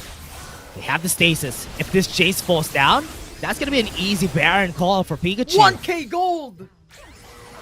That's great. Yeah, and this is what we're saying, right? Constantly going in for those ganks. And Peekachu has been successful out from that. They were able to kill down Thresh. Yes, they used up 2 ultimates, but in the end, they were able to get Jace as well. So they just have to build time. They have to build these patience for Jax to be able to scale so much. And as you stated as well a while ago, that Kayn is much stronger going into late game. And so far, it has been showing such a huge benefit from an 8k gold lead down now to a 5k gold lead in favor for MDH. Honestly, Kayn doesn't even matter if they have the item advantage here from MDH, because Kayn is just mowing the back line every time. They're being forced to not take any commitment inside of MDH Esports. That's because Peekachu is just so good at doing this. It's going to be a 2v1, but since the Jax we're talking about, it's going to be there. Chain of Corruption is not going to hit. They hit the death sentence onto the area. A lot of ultimates have been used already, but they got the kill because of one piercing arrow from downtown. And this can signal the Baron for the side of Peekachu. It was Claria who went for the tidal wave, connected onto Lucian, piercing arrow followed through. Perfect combo coming in from the duo of Peekachu. Peekachu again, this duo, Aya and Claria. They have always been the stone that the team has been stepping on. And that's the reason why they haven't shaken a bit, even if they lost a lot of disadvantage in the early game. And they're slowly coming back from that deficit from the early game that Lucian and Thresh just gave them. Yeah, from their deficit a while ago, it was 8k. Now it was brought down into half. Only 4k gold lead left for MDH Esports, so they're slowly creeping back in, and this is what we have talked about a while ago. Let Jax play it through. Wait for the late game. Going into 18 minutes, Jax is already built onto a Hullbreaker, into a BRK with a Stasis Enchant as well to buy a bit more time if ever it comes down into 1v5.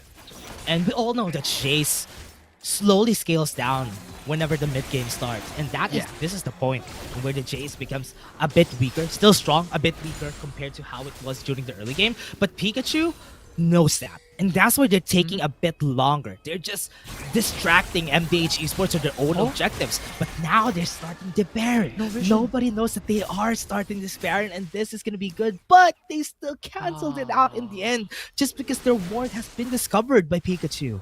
Yeah, that was unfortunate, but that was cheeky from MDH Esports. They were able to start the Baron, no vision for Pikachu, and right now Pikachu's diving in. Starting it again. Charm's not going to hit. Not a lot of CC is going to be coming in for Pikachu. They lost a lot of their ultimates. Key ultimates, that is, against MDH. And MDH must have a chance to go at it again against the enemy team. Yeah, and this is crazy. This is the point wherein one team fight can change everything from this game. And right now, He's gonna Jace potentially and turn Camille. things around. Yeah. Have the Camille outside. The damage right there. Look at that. What was that? It was not enough, but it was too aggressive. They got the Guardian Angel. Flay is going to be available. Tidal That side Wave. is there, but the Tidal Wave is there to help them out. And they were able to survive because of it. And now bot lane turret is down. And that Jax is just a headache for the side of MDH Esports. They want to start the 1v1. fight right here. And they're not going to go for the 1v1. This is going to be bad. Hextech ultimate is there. They need to run away. Hook shot is going to be out. And that Jace. is the ultimate used by the Jax. And this is going to be a different fight that we're going to be going in. So Flash much damage. happens, and that's going to be the kill coming in for this Jax. And he's going to fall down. But they still had lost a lot of resources just because of that. This tower in the mid lane is going to fall down. What was that piercing arrow from downtown? Almost got the kill from the Lilia. Yeah, and that was really, really close from Pikachu. Jax almost outplayed everyone up against MDH Esports. Just a little bit more items and going in for the GA for more aggression that is able to be done by the Jax into the bottom lane. 1v1, 1v2, 1v3 doesn't really matter. GA is there. Stasis Enchant is there to buy a lot of time for Pikachu to make plays, respond, or get objectives. Yeah. They're going to be starting the Elder Dragon here, Infinity. They do have enough vision with the Rift Scuttler. And another reward to the side of Pikachu. It's going to be very scary for the side of MDH Esports, but they need to take the risk. They have the damage chain of corruption. It's not going to be hitting anybody. 2k HP. This might be the steal, and that's going to be it. They got the Elder Dragon. MDH Esports might be able to win this fight. They got the Kane down, and they are being chased down right here. One more hit onto the area might be able to kill that, but that is not still enough. They can take the Baron. MDH Esports are looking to end this game. They want the Baron, they want the Elder Dragon, and Pikachu won't be able to have any answer from them taking this objective. One team fight, Dash. One team fight that changed the whole game. MDH Esports won that team fight, got the kill on the Kane, and then the Elder Drake, the Baron Nashor coming through. With these two buffs, their minions are superior against the enemy team. Their buffs, when they execute from the Elder Drake, is superior when it comes to team fight. And Pikachu has once again to delay. MDH Esports, Baron, Elder Dragon. This is just a hard fight to begin with, and especially when you have a Leandris. It's really hard to fight against a Leandris whenever you have an Elder Dragon, because once you get hit just once, Elder Dragon buff is going to be on your head, and it's hard to fight against that. But now with them, this might be the punishment that they're looking for, but the damage still coming from the Kane is still enough to fend them off. But if they're at 3 sides, the Kane won't be able to go at 3 places. That's a lot of damage from just one piercing arrow. This might be it. Bot lane turret is going to fall down, and that is what exactly they want. Chain of Corruption, again, not hitting. Aya hasn't been hitting a lot of this key chain of corruptions. That might be the reason why they have been losing a lot of these fights. Now MDH Esports has brought down 2 inhibitors. Its top lane and bot lane is gone, and MDH Esports has all the advantage that they have. Play. Not going to be hitting the death sentence though. Not going to be a problem because Aqua Prison is going to be there in Tidal Wave. No follow-ups whatsoever, but the Charm is going to be able to hit. Look at the backside though. They already have breached members of MDH Esports. They are going to be taking them down, but one might fall, and they still have the Elder Dragon buff. This is just going to be a hard fight right here, down to the turrets. They don't have anybody else except for themselves. It's a 3v4. Low HP on a lot of the members. They need to reset if they want to, but they want to end it all. They are going for it. This might be it, and MDH Esports forced this to a game 3. Yeah, and I'm excited. This is now the time wherein Pikachu and MDH Esports is battling for the grand final spot in the last game. Game 3 in the lower bracket finals. Dash, I am accelerated. I'm excited. At the same time, I'm fearful of what can happen. Yeah, as we said, this composition is just too good. And playing a Kane against this composition was not very ideal, and also a blue Kane at that. If they went in for the red Kane, I believe that it might have been different for the team because they need that extra CC. Chain of corruption and the Aqua person won't be able to hit, you need that extra layer, maybe the knock up from the Kane, but it wasn't there. That's why it was really hard for the team to come back from it. And Jace was just too good. Jace was just too strong during this whole game and has been a constant threat, even in the later stages of the game. But still, it was close. It was too close, even with MDH Esports having the advantage. Yeah, and Ngokbe with the Jace falls down a bit towards the late game. But the Yeah. thing is, she has 21k gold. That's the highest gold in this game for a single player. Yeah. So if you have that much advantage, I don't think you're gonna fall down in the late game at that point. Yeah. I mean, you're basically like two item advantage against most of the people on the other side. And that might be the reason why had a hard time. Even with the charms hitting from Minuet, there's no follow-up damage coming in from them. They lost a bit of that because Jax wasn't able to do what they wanted. Because every time, whenever a fight happens, that sentence, Hackstack Ultimatum comes in, and it's not ideal for them to fight against those players whenever those CCs are there. But very smart for MDH Esports to draft like this against Peekachu. Now Peekachu needs to adjust their draft and not do something that actually worked during the past couple of times, because right now MDH Esports adapted on this best of 3. Yeah, and the thing is, talking about the draft as well, we have to emphasize that they gave a lot of high prio picks to MDH Esports. Yep. Camille, That's a lot. Lilia, Jace, pretty much every single thing. Lucian as that's well. 4. Yeah. Right? That's 4. Tresh, Yeah. bit of an iffy type of support. I mean, support If can that do was a anything. Galio or a Gragas, could have been better. But still, a lot of prior For sure. picks there.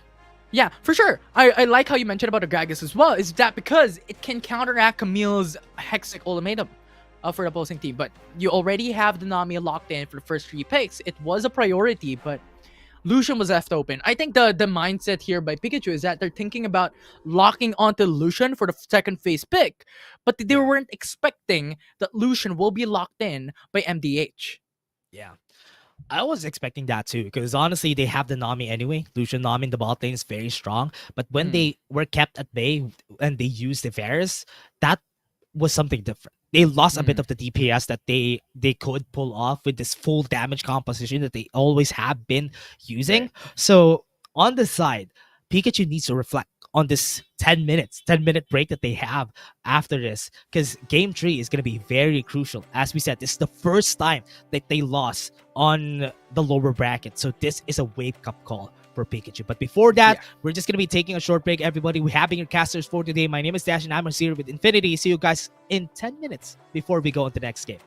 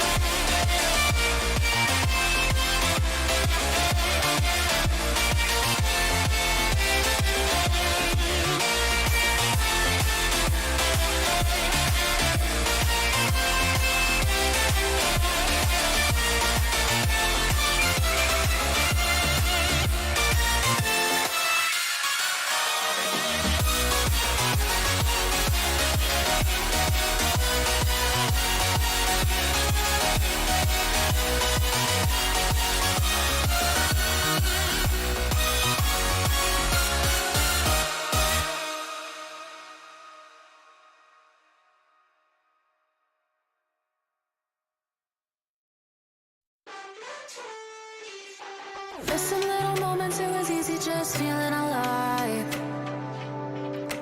2 a.m. wide awake, talking like we had the whole night.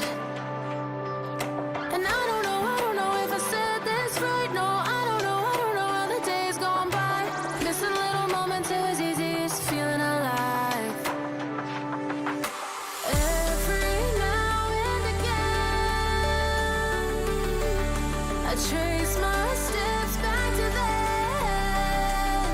Oh, I want that feeling. It's all that I needed to move on, to feel it. It's all that I needed.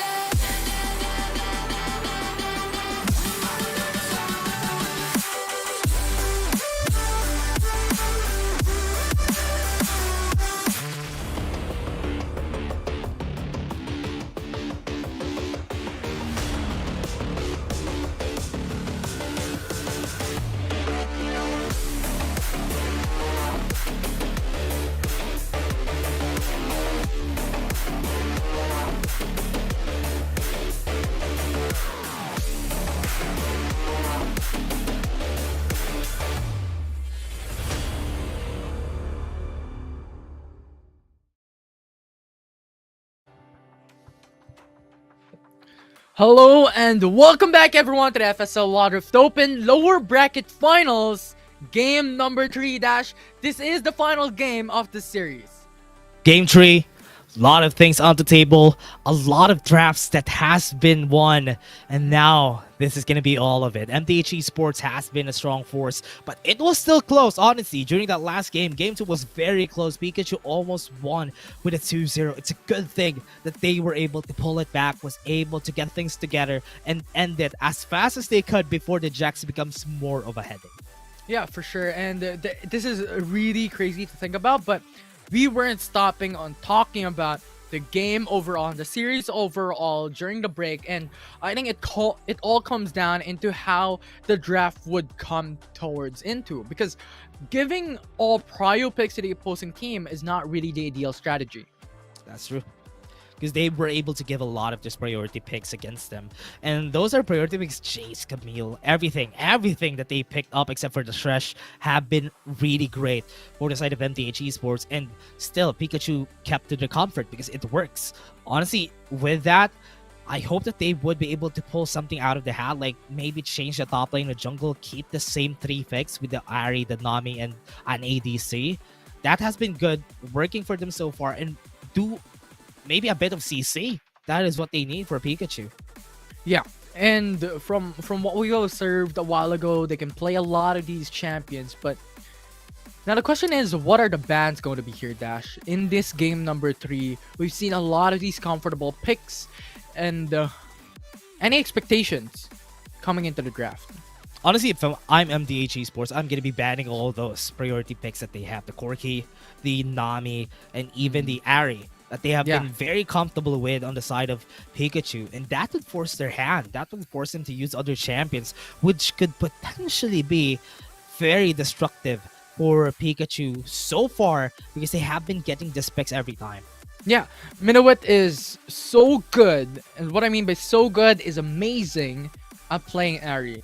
And remove this champion away, this brings up the question on what else can Minuet play, right? That will force out Minuet into another champion, into another perspective, because what they did in game number 2, they were on the blue side, right? There were a lot of these high prio picks. Ahri was not banned, but they still picked it up first pick. Yeah, and that was the reason why they had a hard time there. And now, with this, going to be getting to the draft in a bit, but we are still waiting for what surprise they are going to be giving us for this game. But MDH Esports still keeping the Jax out of bay, because, yeah, Jax was a headache a while ago. And because if they didn't ban the Jax, another Jax could be picked up by Peekachu, and that Jax was strong, even at a 4-5 score. For sure. They made it back a bit onto the Jax play from their top laner, so banning it away is a good thing. Zed being banned though. Zed getting banned. The respect that they have for Nocte on the mid lane, because she was the strongest in that game. I can be honest with you, Infinity. She was the strongest. She has the chase. And that was 5 items already at the end game. 21k gold. And are they going to be banning a Jace on the side of Peekachu? Because that Jace was so strong. Because if they're not going to be banning it, it could be taken again by MDH. Yeah, for sure. Camille going to be the next ban for MDH Esports. Now Pikachu has one last ban left. This could be Yone, could be Jace, could be Corki, could be any of the high prio picks in FSL Water Open so far. Yeah. At Camille getting banned, and MDH Esports priority picked that a while ago. And now they are thinking of an Aatrox. But possibility here is that Pikachu could still pick the same things. If this... Yeah, that's better. If this Jace gets away, that's good. They got the Jace again. Aatrox is available for Peekachu if they want to pick that out. But if it's Pikachu, I believe that they're going to be picking Ahri and the Nami again. Yeah, possibly, because if you pick the Ahri, it's a comfortable pick for their mid laner. If you pick the Nami, that's also good. But you know what? That's good. They're doing a double bluff here. They're picking up the Aatrox and the Nautilus to change I like things up. that. I like that. Pikachu picking up the champions that you need to pick whenever it comes to the first rotations. They have shed their skin, and they're now Raichu. I don't know if that's correct, but MDH Esports. Okay. I hope they pick something else. Yone is available. They can get the Yone here and challenge the Aatrox. Yone is basically the best challenge that you can have for an Aatrox. Lilia, Jace, and a Yone I'm expecting from MDH. Yeah, that's really good. Lilia, Yone combo, a lot of these AoE CCs Or can be Lucian is locked okay. in by MDH Esports in the early game. Well, not early game, all throughout the matchup for this game 3, but instead, they're going for the Garen. I mean, this Garen is okay. For me, Garen is a very neutral pick. It's not bad, it's not good. Lucian not. But at least it's a good way for you to make sure that this Okay. DPS that you have from the Lilia and Jace, you have someone to execute, which is the reason why they picked up the Garen. I was thinking about Lucian Nautilus in the bottom lane because that's going to be really strong as well. Nautilus is one of the strongest supports at level 1, at least. Since what they're doing is all about these aggressions in their game, that could happen, but Ziggs Nautilus is not going to be a bad duo in the Dragon lane, and so far coming into the bans, Rakan and Corki removed from the champ pool. I'm surprised that they banned the Corki because that Ziggs is a great call. This is going to be in the bot lane together with the Nautilus already, but they might be thinking that Minuet could go for the Corki in the bot lane. I believe that Ari is still in the table for Peekachu. Yes. Nice. Yeah, I was going to call they ban away Nami because the thing is, what MDH Esports could do supposedly on their draft is Jace. They have Jace already, right? So they could pick up Corki and Nami supposedly if it's not banned away. But this is surprising. That's good. That's good because against a Jace, Illusion is gonna be a good pick. Yumi with the Lilia, that's smart. Honestly, I like this. Lilia, Garen together with the Yumi, but the Caitlyn I'm not sure of for MDH Esports. Because if this was the Yumi, I was expecting something more less aggressive or at least something that could help them out in lane. Maybe, hear me out on this, I think a Nasus together with a Yumi is good. Because the Nasus with the Yumi, you just need to stay in lane. You just need to survive the laning phase, and the amount of utility you could give in the Yumi dealing damage is super strong. The thing is, from what I'm seeing, MDH Esports, their Achilles heel would be a little bit towards the early game because Yumi's gonna be non-existent, right? Lilia's gonna be farming, Caitlyn's not gonna be that strong compared to Lucian in the early game when it comes to an all-in aggression, especially that you're solo, potentially going to be in the bottom lane up against a Lucian Nautilus. There's going to be a hard time. You know what? I like this. Peekachu picking up these champions is perfect. Because remember, MDH Esports doesn't have a lot of CC in their composition. They have the Yumi in the bot lane. They have Lilia too. If this was different, if this was not a Lilia in the jungle, it could have been different. But MDH Esports, this is basically like how Peekachu drafted during game 2. I believe that Peekachu has the better, more well-rounded draft in this next game. Yeah, they have Akali, they have Ziggs. These are big damage dealers for Peekachu. Lucian would be that aggressor when it comes to the early game. Nautilus and Aatrox would be their frontliners. So overall, it's a balanced team matchup. It's a balanced draft, rather, for Peekachu. On the other hand, for MDH Esports, I'm a bit more in question. Now, walk me through, Dash, what we can expect in this Game 3, especially that this is more or less a best of one, a do or die, to go to the grand finals. Yeah, I think let's take a look at the Dragon Lane matchup. The Dragon Lane matchup is the reason why I'm saying that they're going to be winning. Lucian Nautilus in the Dragon Lane, very strong. Early game potential. Yumi Caitlyn, not the best. Caitlyn has the range, but if they are the ones who picked up the Ziggs on this matchup, it could have been better. But because they picked the Caitlyn up, it's a bit iffy for me because one hook could potentially kill them both. Yeah, and especially with a passive of Nautilus as well, considering that one normal attack roots the enemy team, and Camille, Caitlyn at level 1 or level 2 would not be as mobile compared to a level 3. So early aggression is expected coming in from Peekachu. Okay, that's good. They swapped. Peekachu with Minuet on the bot side, this is better. Because yes, they have the wave clear in the bot lane. Just let the Caitlyn farm out. Because yes, they're going to be poked out a lot by this Caitlyn and even the Yumi. But once they take space, once they take the time and let this Minuet just get to level 3, Claria could just go to any lane. For sure. And on top of that, this is a classic matchup between a Jace and Lucian because both these champions are really strong early game. Jace has all these pokes while Lucian has the passive that can go in for a double normal attack spontaneously after a skill. So honestly, I'm really excited. I believe that Lucian is on an advantageous position compared to the Jace. The reason why is because Lucian doesn't need to get close, and Jace needs to use two disguise in order to get the full combo, and that usually means that Lucian could just dash away, get the range out, and you'll take a long time. But right here, they got the hold, though. I think it's going to be the punishment that they have. Yumi's in danger. Exos onto Ziggs, though. That is nice. Good thing. That is a clutch. Root onto Caitlyn. But these teams are really, really low into the bottom lane. Yeah, I thought that's going to be the kill Infinity, but because they were able to run away, that hold was scary because that let the skill 2 of Yumi go on cooldown. And that's why it was scary right there. Yeah, for sure. And right now, though, we're going back into standard. Lucian coming back into the mid lane. And everyone's back into farming. And at this point in time, what more can we do to have that aggression? Especially that we're considering that MDH Esports is on a losing end here in the early game. Coming into 3 minutes, wherein level 5 will occur. Are there anything that we can expect for both these teams? Honestly, early game, what's great about this, though, is that on the first objective, MDHT Esports would have a bit of a firepower in order to contest these objectives against Peekachu, but Peekachu has less room for error, which is great, because that is exactly what you need whenever you're in a competitive game. Less room for error, easier to pull off, it would be better. But level 5 on the mid lane is not going to be as effective as what Aya could bring with the culling. So this is going to be still a hard lane, waiting for the first items. I think Peekachu, on their first items, they would have the advantage here.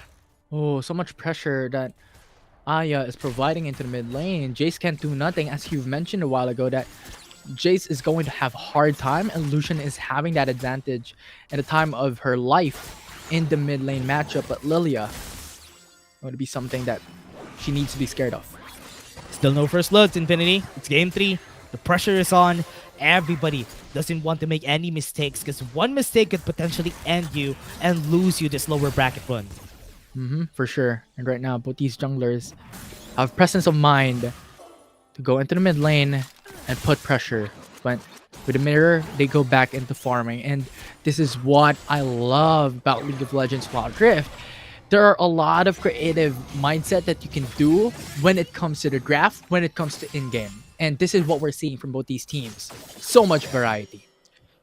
A lot of creativity. And this is going to be way different than it's supposed to be, because having an ADC and having Peekachu on a bit of a change of face, because they have been picking the ADC and the utility support in the bot lane so far, and it has worked.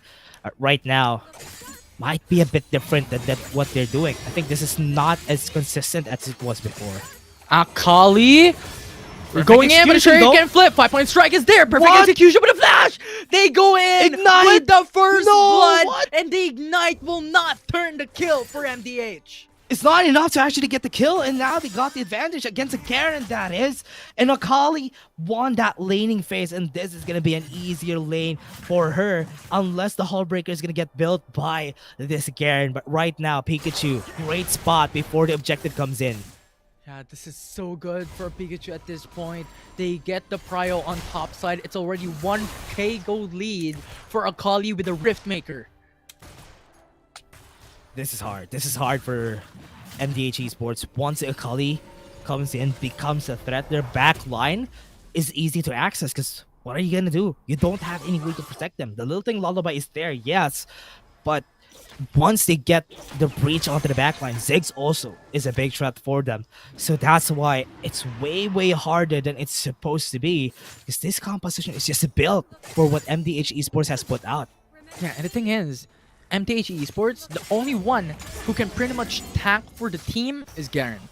Lilia, sure, but she's building onto AP, not the strongest tank in the world. Jace, not the strongest tank as well. Caitlyn, Yumi will never tank. So pretty much, if Akali is going to be fed in the early mid game, this is going to be a devastating time for MDH. Yeah, they're gonna get erased from the map, and right now they're starting to Rift Herald. Not a good time, because look at this. The Pincer and Akali right now very bad. They can go in. 5-point strike. Lifting Lullaby. Damage. And no follow through. It's quite dangerous for Peekachu to go in. Well, rather MDH to go in. Still have perfect execution though. If ever they start the fight, it would be pretty quick. Rift Herald slowly lowering on HP. Poke damage are just there. Aatrox, World Ender going in. She's Martian gone, Justice. but there you go. Yumi going in for the final chapter as well. Going through with the roots. Oh, Aya. though in front lines. Going to produce a lot of these Flashing damage. in. Chapter going in for Aya with the flash for that fight. But in the end, it's 2 for 2. 2 for 2 still.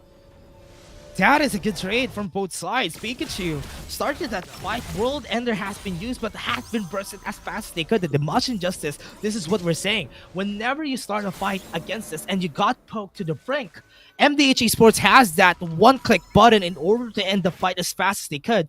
And Peekachu was caught right there in their traps. And now, they're starting the referral. They have the Mountain Drake up. They're just going to be trading right here. Handshake both sides. Yeah, but Aya has information. And Peekachu is going quickly for the Rift Herald. But this could definitely be a 1-for-1 objective. But at this point, with the first objective being traded out, it's a Mountain Drake for Rift Herald. So, it's Peekachu having that early game advantage. With Peekachu having this early game advantage, as he said, it's not very ideal for them to be losing this tower on the top side. MDH Esports, they're going to be losing this without any fight. Going for the battle, top side. Going for the 2v1, but MDH Esports, here comes the cavalry! Martian Going for the Justice, ultimate of Yumi! And that is a lot of zoning capabilities, not to Lilia, no! on Lilia, and now Akali finishes through with the final blow. And now that is going to be a 2-for-0 trade along with the Tower for his blood. This is what we're saying about this composition. This amount of CCs that they have, oh, the calling. Will not push through, will not be enough to kill down Caitlyn with the sustainability that Yumi has. So far, fight will die down. Yeah. Great. Because Peekachu have been getting this momentum. They're slowly getting there. Yes, they lost the Mountain Drake, but the Rift Herald on the top side, that could be a big blow for MDH Esports. Because even if you try to gank Peekachu at this point, you don't really have any ways of getting her from her Twilight Shroud. So she's just going to be a constant threat on the top side of the map. And once you try to go for a 1v1, it's not easy to win too. Yeah, and from what we're saying a while ago, if Akali's fed, she's going to be an assassin to just devastate the whole MDH Esports team. And right now, she's at that point wherein she's just going to wreak havoc in anywhere she goes. 4-1-1, 2k gold lead on the opposite end in a 1v1 Baron matchup. Not looking great for Garen. Yeah, not a fight that you want to be in. And even with the Hull Breaker, she's still struggling to find some value out of this Garen. Because most of the time when you have a Garen, you want to go for a push. You want to go to the side lane and try to be as menacing as you can be. You just try to get some towers down for yourselves. But in the mid lane, want to go for some ganks. This is a very much needed gank right here. They're going to pull through, but Peekachu is very, very clever, playing it very safe, going back so no engage for MDH Esports. That's great. They're always pushing MDH Esports back and Peekachu. I like the way that they're starting this. They're just leaving Minuet alone in the mid lane in order for them to get more value. Like this, the bot lane. For sure. And Ziggs is pretty much going to be very safe in mid lane because of a lot of these pokes coming in with the bombs. Mega Inferno bomb to clear out the wave. Wow. Caitlyn is very low. That's a 2v1. Yuma is there to sustain. And this is what we're talking about. Yeah. It's the power of the Ziggs. The Ziggs can just wave clear for days and you're not going to be pushing the mid lane pretty easily. And whenever you are on a standstill against a Ziggs in the mid lane, that's not good. Because you want the Ziggs to be dead every time, or at least try to engage on the Ziggs. But because they're on a Yumi Caitlyn, they're not going to have that opportunity. Yeah, they can't. It's really difficult for them because the only thing that can root down or CC down the Ziggs would be the Yumi. And potentially even Caitlyn as well with the traps. But the thing is, the trap takes time. Yeah. And even with the Pilt over Pacemaker, you don't have the same capabilities as the Ziggs. Yes, you are strong in the late game though.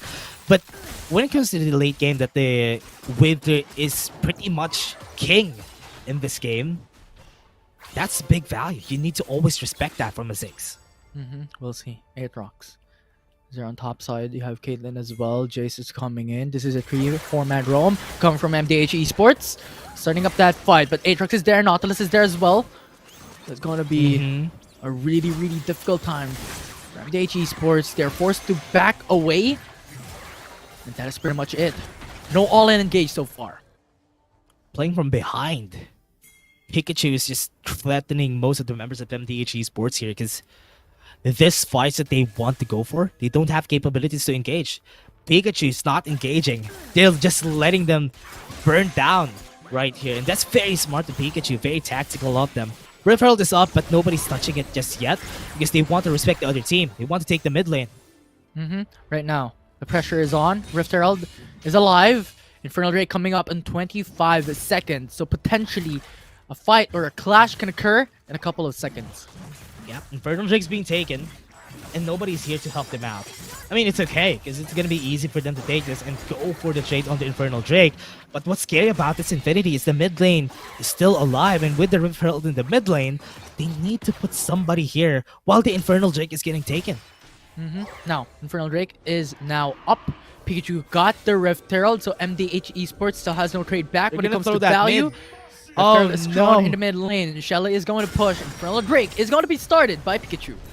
Yeah, and even if they're starting, they're going to be taking down the mid lane turret, and that's big value already. Mid lane turret, as we always say, it's the biggest value turret in the game. The first tier mid lane turret just gives you so much space and gives you capabilities to go for any parts of the lane, but now top side is going to be the trade of MDH Esports. Yeah, and they got the trade back when it comes to turrets, so overall, it's not the worst thing in the world, but the thing is, that is 3 objectives traded only for 1 in favor for Peekachu, giving them a 4k gold lead in 12 minutes. Oh no. This is bad. Because right now, with the towers, 3 towers down on the hands of MDH Esports, this Baron could potentially be a threat for them. The calling though. Will not push through, will not get the kill onto Ngokbe. Really stalemate rather for this game 3. Everyone's playing it very safe considering that this is match point for both teams. The winner here will go to the grand finals. Yeah, you know why it's a stalemate? Because Pikachu's not engaging. They don't want to engage. They want this. This 4k gold lead is ideal for them. Because if they give any big fights against MDH Esports, because the composition was geared towards engages. Very reactive. Lilia, Yumi, you can't just engage to these champions, and Pikachu knows that. That's why they're not engaging. The stalemate is good, because at least they're going to be getting their lead, they're going to be getting their items, and it's not going to be a problem for them, because as long as Akali gets strong, they have late game threat, they have backline threat, and that is what they want to do. Yeah, and another thing is, Lucian built into a cleaver then to a Manamune. So, this is going to be a late game fest regardless. Yeah. Because the Black Cleaver to the Manamune, just one the culling, could just potentially shred all of the armor of whoever is in front of them. And that's basically the utility of what the Lucian could give here. Not a lot of damage compared to Crit Lucian, but the amount of utility, the amount of health that you can give the team is enough. It's basically built towards late game fights. So, MDH Esports, what are they going to do here? They have a lot of options, but they're losing every inch of that because their towers are down and they can't even get any fights against Peekachu. Yeah, and right now Peekachu is just hovering on top side. Aatrox as well is there. Be a potential fight. No information for MDH Esports in their very own jungle. Very risky to just maneuver around on their own side of the map. Yeah, the damage coming from the Caitlyn slowly becoming scary. Peekachu needs to think about what they're gonna do next. I believe now they can go for the Baron because Lucian does have 3 items after this one back from Aya. That's why it is gonna be easy enough for them to take the Baron right now. And with them not having inhibition in that part of the map, MDH doesn't have any idea if they try to start something there. Wait, Lucian is going for the Hullbreaker. This is like classic type of strategy where in the mid laners go for Hullbreaker and just pressure it in the side lanes. And it's really interesting. She wants to match the pace that Garen is doing, the pressure that Garen wants to do. Yeah, but remember, Hullbreaker has been nerfed for ranged champions. And it's not as effective as it was before. That's why this might not be enough if it's against a Garen. But if you have the item advantage anyway, doesn't matter. For sure. Let's see, because everything's just being so quiet for everyone. It's a vision game for now, waiting to build items and waiting to build more XP, building more gold for everyone. Because at this time, if MDH Esports forces a fight, they are at a level disadvantage, alongside with a gold deficit. Nobody wants to make any mistakes. And Peekachu, MDH Esports, the pressure is just building against each other. Because the longer the game goes, the easier it is to just take down one champion. One blip, and that's already a kill. Especially when you have an Akali on your team. It would be easy to delete just one champion from the game pretty easily, and that cuts their damage down in half. And MDH, wow, starting the fight in the bot lane already. And this is what I'm saying, Infinity. Even if you have the whole breaker, if it's against a Garen, it's not still not going to be easy. Yeah, definitely. Especially with the silence, along with the Dimash and Justice, that could give you a lot more defense as well. With the skill kit of Garen. Hard time for Aya. We'll see though, because if you're looking at how Caitlyn and Lilia is proceeding into the bottom lane, Aya is in danger. Look at how they position themselves. They want to fastly get the kill on the bottom side of the map and also get some vision. But with them not having any teleports on both sides, still gonna be a hard fight. And considering that Claria has been setting up some vision at the bottom river of the map, oh, this is scary though. If Yuumi has been seen here and they start the fight, if the Yuumi falls down, that's not what you want if you're fighting this against a 5v5. Once CC, she's gone. We'll see. Final chapter is available. Everyone's ultimate are ready to go. One team fight, one engage can happen. Everything will go down. Mega Inferno Bomb. What? Produces a lot of damage onto Lilia. Look at Akali's positioning. This is perfect. If they can go into the back flank, Akali can dominate every single one. And now Pikachu is starting that fight. Lilia is gone. The jungler is removed away from this game. And Akali going in for the back flank. Kills down with a perfect execution. Follow through. Garen is alone. This is a 5-man roam. They pin her down. And Pikachu will get the 4 kills that he wants. 2 objectives are open. Baron is available. They can just take that. They could have ended the game there, right then and there, but they tried to play it safe. They want to get the Baron and just take the Ocean Drake and go for another day.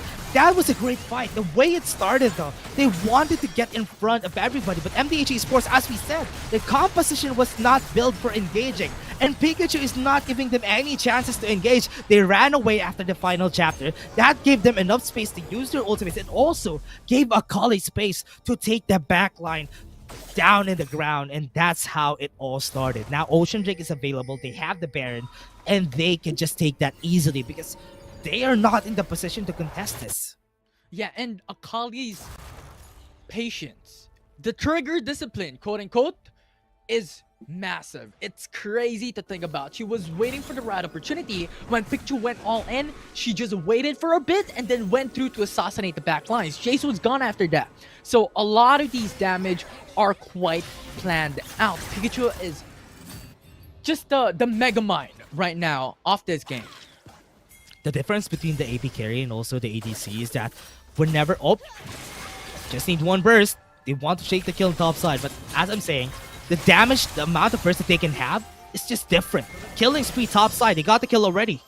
Akali stays his enchant with a shroud. Well, Invisibility for a while, but Jace won't be able to secure that kill, regardless if it's a 1-for-1. They burn down a Baron buff. Stasis down, have the Baron. Still a 2-for-1, but mid lane is gonna fall down. Infinity, this is quite scary. Still, great win for them. It's a 3v1, or make that a 3v4, or make that a 2v4 because they have a Yuumi. So one lane could potentially be taken down. Claria in the front line with Stasis enchant. Quite questionable, but right now they're pushing through. They're pressuring in the bottom lane. Claria is proceeding through. They get the turret once again in the bot lane. Opens everything away. Nexus is going to be one left standing. And Pikachu will defeat MDH Esports to go to the grand finals. This is what we're saying. This is the composition that we're expecting from a team of this caliber. Peekachu playing around the draft. Winning the draft was important for them against MDH Esports. Game 2, they lost the drafting pace, but when they did it seriously, when they drafted to win, this is what happens. A dominating performance, not giving any space. Akali is so strong, and their damage is just in a different caliber. against the members of MDH. And I love to see it happen. Pikachu has won it through and through up against MDH Esports in what we can call a roller coaster of a series wherein they got a 2-1, lost their second game, but made it back to secure the grand final spot. But the thing is, they're fighting up against City Dogs in the next series, and that will be a series to look out for. A way different series here, Infinity. Now that City Dogs has been waiting, we have said a while ago the damage from a Ziggs, the damage potential, just one Mega Inferno Bomb could potentially change the fight, hitting 3 members. The reason why they lost there, the stalemate was broken when they used the Mega Inferno Bomb and half HP onto the Lilia already. That started the fight in the favor of Peekachu just because of one ultimate. And that just gives us an idea of how strong, how great a Ziggs could be at the right hands. Right now, this is something that Pikachu has to prepare for. The draft, the bans, the picks, the strategy in game. These are the things that they have to think about, that they have to strategize before we proceed into the grand final series. Honestly, I'm pretty sure City Dogs is ready on what to ban against AC. They know what to ban against the members of Pikachu because they banned the Nami. But if they're going to be playing like this might be a very interesting fight that we're going to be seeing against City Dogs and Pikachu. Because remember, most of these players coming in from City Dogs, they also had a lot of experience in pro play. Most of them, I know from Liab Esports back in the day. 3 players from them are from Liab Esports back in the day, so I'm quite scared right here for Pikachu. And something to be fearful of, or just a trivia for everyone, if City Dogs win this current FSL Wild Rift Open, I believe Gia would be on a 5 championship streak, 5 or 6 championship streak already for FSL. And that is an achievement that only one player could make, which is Gia. And she also won the SEA Games Wild Rift Women's Tournament with her team. So that's a lot of achievements from Gia alone. And also, most of these players are very decorated too. With Rogi also in the mid lane, a very, very strong player. Akali, Zed, Jace, whenever you let her pick these key champions from her team, it's always going to be a priority and always going to be very scary. A lot of them have strong champions in their own right. So how is Pikachu going to approach this on this next game? And we will find out later on. But before then, we're going to take a short break. I'm Infinity and this is Dash. After this, it's a grand finals.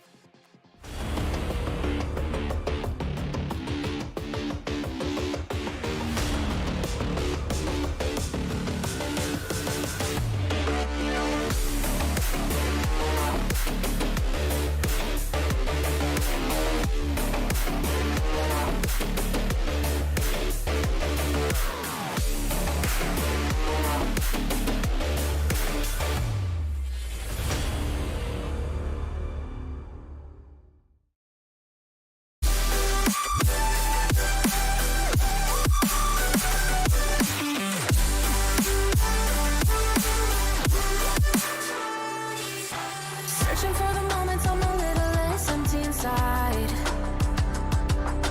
Fewer late nights cause nobody seems to make the time. And I don't know how to do this right. No, I don't know how the years gone by. Searching for the moments I'm a little less 25. Every now and again I trace my steps back to then. Ooh, oh, I want that feeling. It's all that I needed to move on, to feel it. It's all that I needed.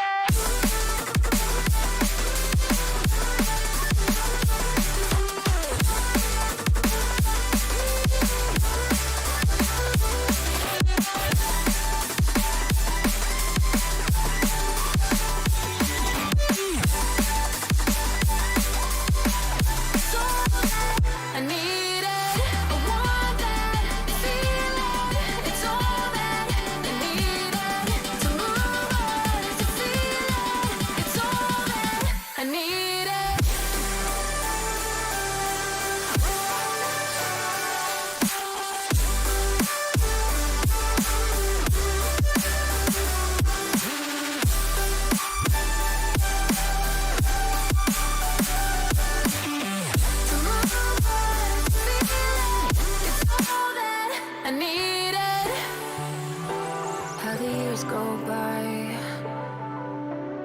Searching for the moments I'm a little less 25. A little less 25. A little less, little less. Searching for the moments I'm a little less 20. A little less 25.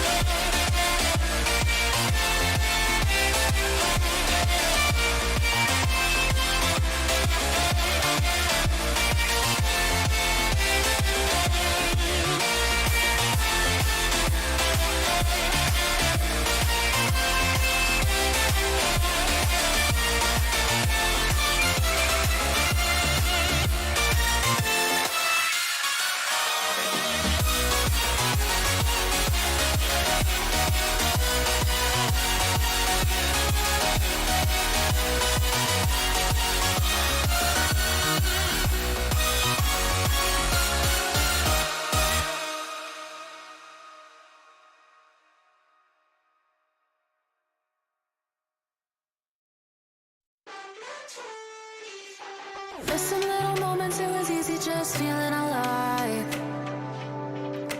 2 a.m. wide awake, talking like we had the whole night. And I don't know if I said this right. No, I don't know how the days gone by. Missing little moments, it was easy just feeling alive.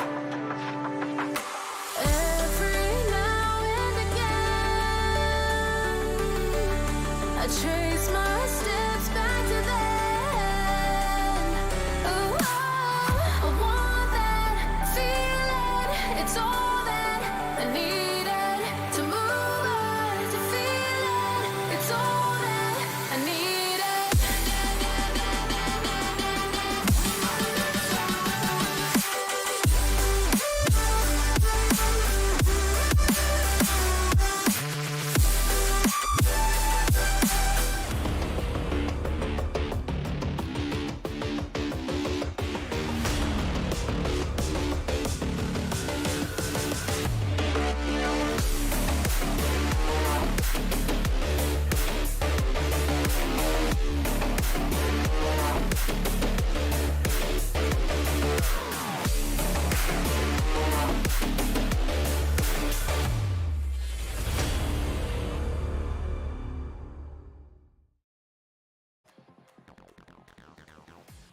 The final boss right here in the FSL Wildlife Open, the grand finals is what we're going to be having today. We're going to be shoutcasters for today. My name is Dash and I'm here with Infinity, and game 1 is going to come in just a bit, and we're excited on what these teams are going to be putting out on the table for us right here in game 1.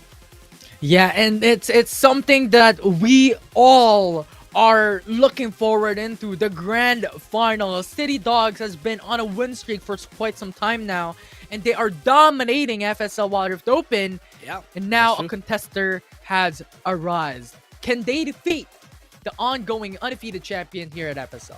Yeah, that's going to be the question. That's how this story is going to be developing, because it's going to be a way different story than how it was before during the lower bracket finals, because all of them are gunning towards City Dogs, because most of them have been put down there by City Dogs. And now Peekachu back here for revenge, back here for vengeance. Are they going to be able to catch it? Are they going to be the masters of their own right, or is City Dogs going to be able to keep their throne still the queens of FSL?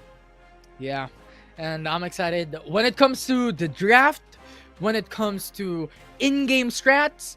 Like, these questions come into mind because so far from what we've seen from Peekachu, they have the capacity on mastering Ari in the Rift, Nami. These are really strong picks. And a while ago, pre-game or pre-start of the series, is that we were talking about how City Dogs will be banning away these champions away from Peekachu, because these are really important. Because what we've seen throughout the lower bracket finals is that if you have an advantage when it comes to the draft, you innately have the advantage in game already that could win you through a single game. Yeah, you can push through pretty easily when you have the advantage when it comes to the draft. It would be easy to get onto your goal, onto what you want. So now, during this first series that we're going to be having for today, I hope that they would be ready on what they have. Their assignments, their homework has been done. But let us go to the drafting. Here we go. This is it. This is it, Dash. This is it. Game 1 draft between City Dogs and Peekachu. City Dogs on the blue side and Peekachu on the red side. They ban away Jace and Corki immediately to start this thing off, and then Olaf to follow through. City Dogs is banning away these high prio red pick champions, because from what we've observed in the past is that if you're on red side, you can immediately pick up the Corki and the Jace simultaneously, or another priority pick. And removing these champions away is really clever from the side of City Dogs. Look at the respect here. Look at Jace Karma getting banned. They don't want this utility support. Zed is available. Akali is available for City Dogs. I know that they're not going to be picking that up really fast right now. There's still a lot of priorities. Yone could potentially be the first pick here for City Dogs. Lucian is also open for City Dogs to pick up. Aatrox is also open. There are a lot of picks that is open for City Dogs, but instead Lilia going to be the priority And I think this is a really good start for them for game 1. Yeah, and if it's Pikachu we're talking about here and Nami's available, they can just pick up the Nami for themselves, which leaves City Dogs with a lot of options too, if ever that's going to be happening. And as you said, Lucian Nami could potentially be the pick here for Pikachu. Yeah, and there are a lot of options as well that they could pick up. Akali has shown great strength for Pikachu in the last game, in the last series for game 3. That could be an option, but Fiora will be locked in. A great duelist for Pikachu.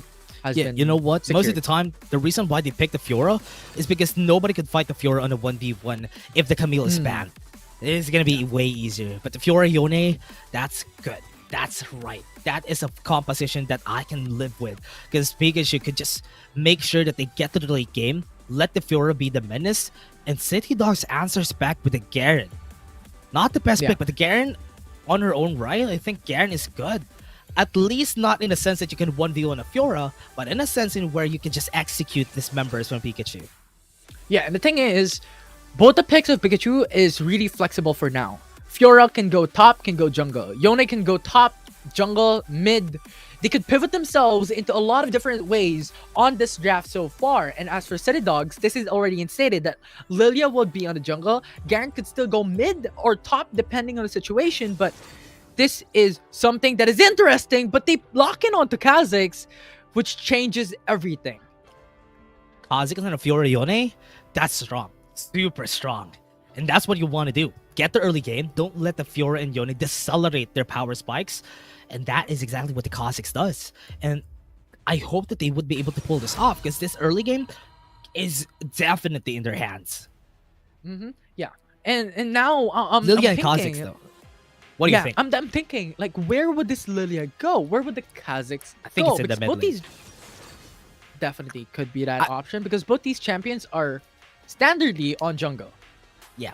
I believe in the mid lane, because I saw Rogi playing the Lilia in the mid lane. She plays that a lot. So I hope that this would be the mid lane, because this would be an interesting story, Infinity.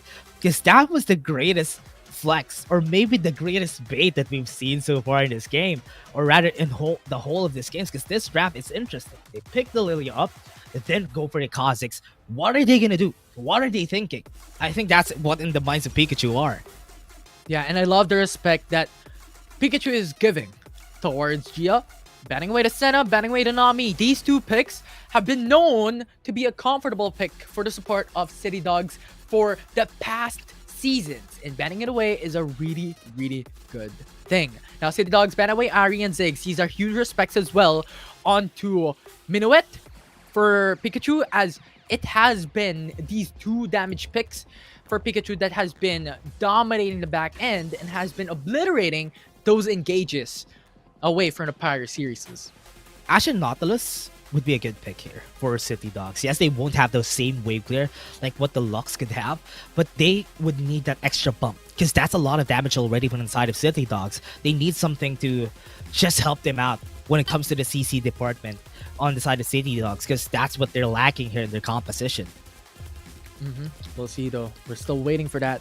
But there you go. What they can do, as Ash will be locked in as the bottom laner. So this is, or expectedly, a utility duo. Nasus, and that's Ash perfect. Nasus. Definitely. Wow. Ash the thing Nasus? Yeah. Because the thing is, they already have damage for Lilia and Kha'Zix going into the same lineup, one of which could go into the mid lane, right? So Ash and Nasus would provide those long-range engages, and Nasus will provide a really strong armor shredder for the team. Yeah. And as I said, Rogi rocking that Lilia in the mid lane. If it's against the Lux, it would be way better, because the Lilia has a lot more opportunities to just run around the map. And this is just... City Dogs built their composition towards what Pikachu wants. And it's a good thing they had this last pick for Pikachu, that they went for the Gragas, because if they didn't have the Gragas, they won't have any way to stop this City Dogs from rampaging. Because remember, the Enchanted Crystal Arrow, everybody's just gonna go in. Yeah, definitely. And especially considering that City Dogs has 4 melee champions: Nasus, Lilia, Kha'Zix, Garen. If you have Gragas in the same composition, one explosive cast could really disembark how City Dogs wants to play a clash. Yeah. 5v5. They're going to be confused, they're going to be disassembled, and that is what Pikachu wants. Yeah. Very smart for Pikachu to pick that up. But City Dogs, this first 3 picks was nail in the coffin for them. I hope that this is going to be effective for their side. But Pikachu, the underdogs of the story, they have something to prove here. They have the Fiora, they have the Yone. A lot of skill is needed for most of these champions that they have right now. And it all comes down to how they execute it. It's a good composition, not going to lie. But City Dogs, their composition was really built towards how they are going to be playing around those first 2 picks. Fiora and Yone are going to be executed pretty fast, but the Gragas, it all comes down to how Aya plays this for the team. Yeah, so eyes on the prize. We'll see how this would turn out for both these teams. This is game 1. And the thing was, we have never seen City Dogs play so far in FSL Wild Rift Open 2023. That's the first time that we're seeing their game hands-on, on-screen, on stream. Yeah, first time we're seeing them on the live stream. And City Dogs, they are the strongest team that we've seen so far. And this is the reason why it's really scary how Pikachu is going to approach this. Yes, they're the underdogs, but they're no slacks either because they know how to play around this. And again, with what we're seeing from Pikachu, they again swapped out Aya and Minuet from mid lane to bot lane. So this is going to be, it all comes down to how they play this. They're just going to be way clearer here in the bot lane. Yeah, because Rogi's not going to have the best time as a Lilia up against a matchup with a Lucian. That can pretty much just range normal attack, put out skills onto the specific champion. And I think that's the standard wherein a melee versus long range matchup is unfavorable for the melee champ. Yeah, that's true. Because it's going to be hard for the Lilia. I mean, she has tons of range too, which is okay, but it's not enough to fight against a Lucian at the early game. Lucian in the early game is just a headache to deal with because you're fighting against a lot of skill and also a lot of damage. And I hope that they would be able to get this in the early stages because Pikachu, with those CCs that they have, they could potentially have a fighting chance in the first objective. Right now, they're going in. Look at the bottom side dash. This might be a clash. Okay. Yeah, they might go for the fight. They are already fighting though. They don't have the slows. They don't have the CCs yet. No enchanted crystal arrows. But they have the body slam to work with. They're slowing it down with Rogi in front of the pack. But nobody's going to be continuing because they don't have kill potentials on both sides. For sure, we're still out of range from that level 5 potential that Pikachu has in their pocket, and even City Dogs as well. So when it comes to fight, when it comes to engagements, this is still really risky for both sides. Yeah. And they all just fight against each other just for them to get that wrist cutler. That's a big win. Think about it. It's not going to be easy to go for a gank in the bot lane, even if they're massively shoving it in front of the members of Pikachu.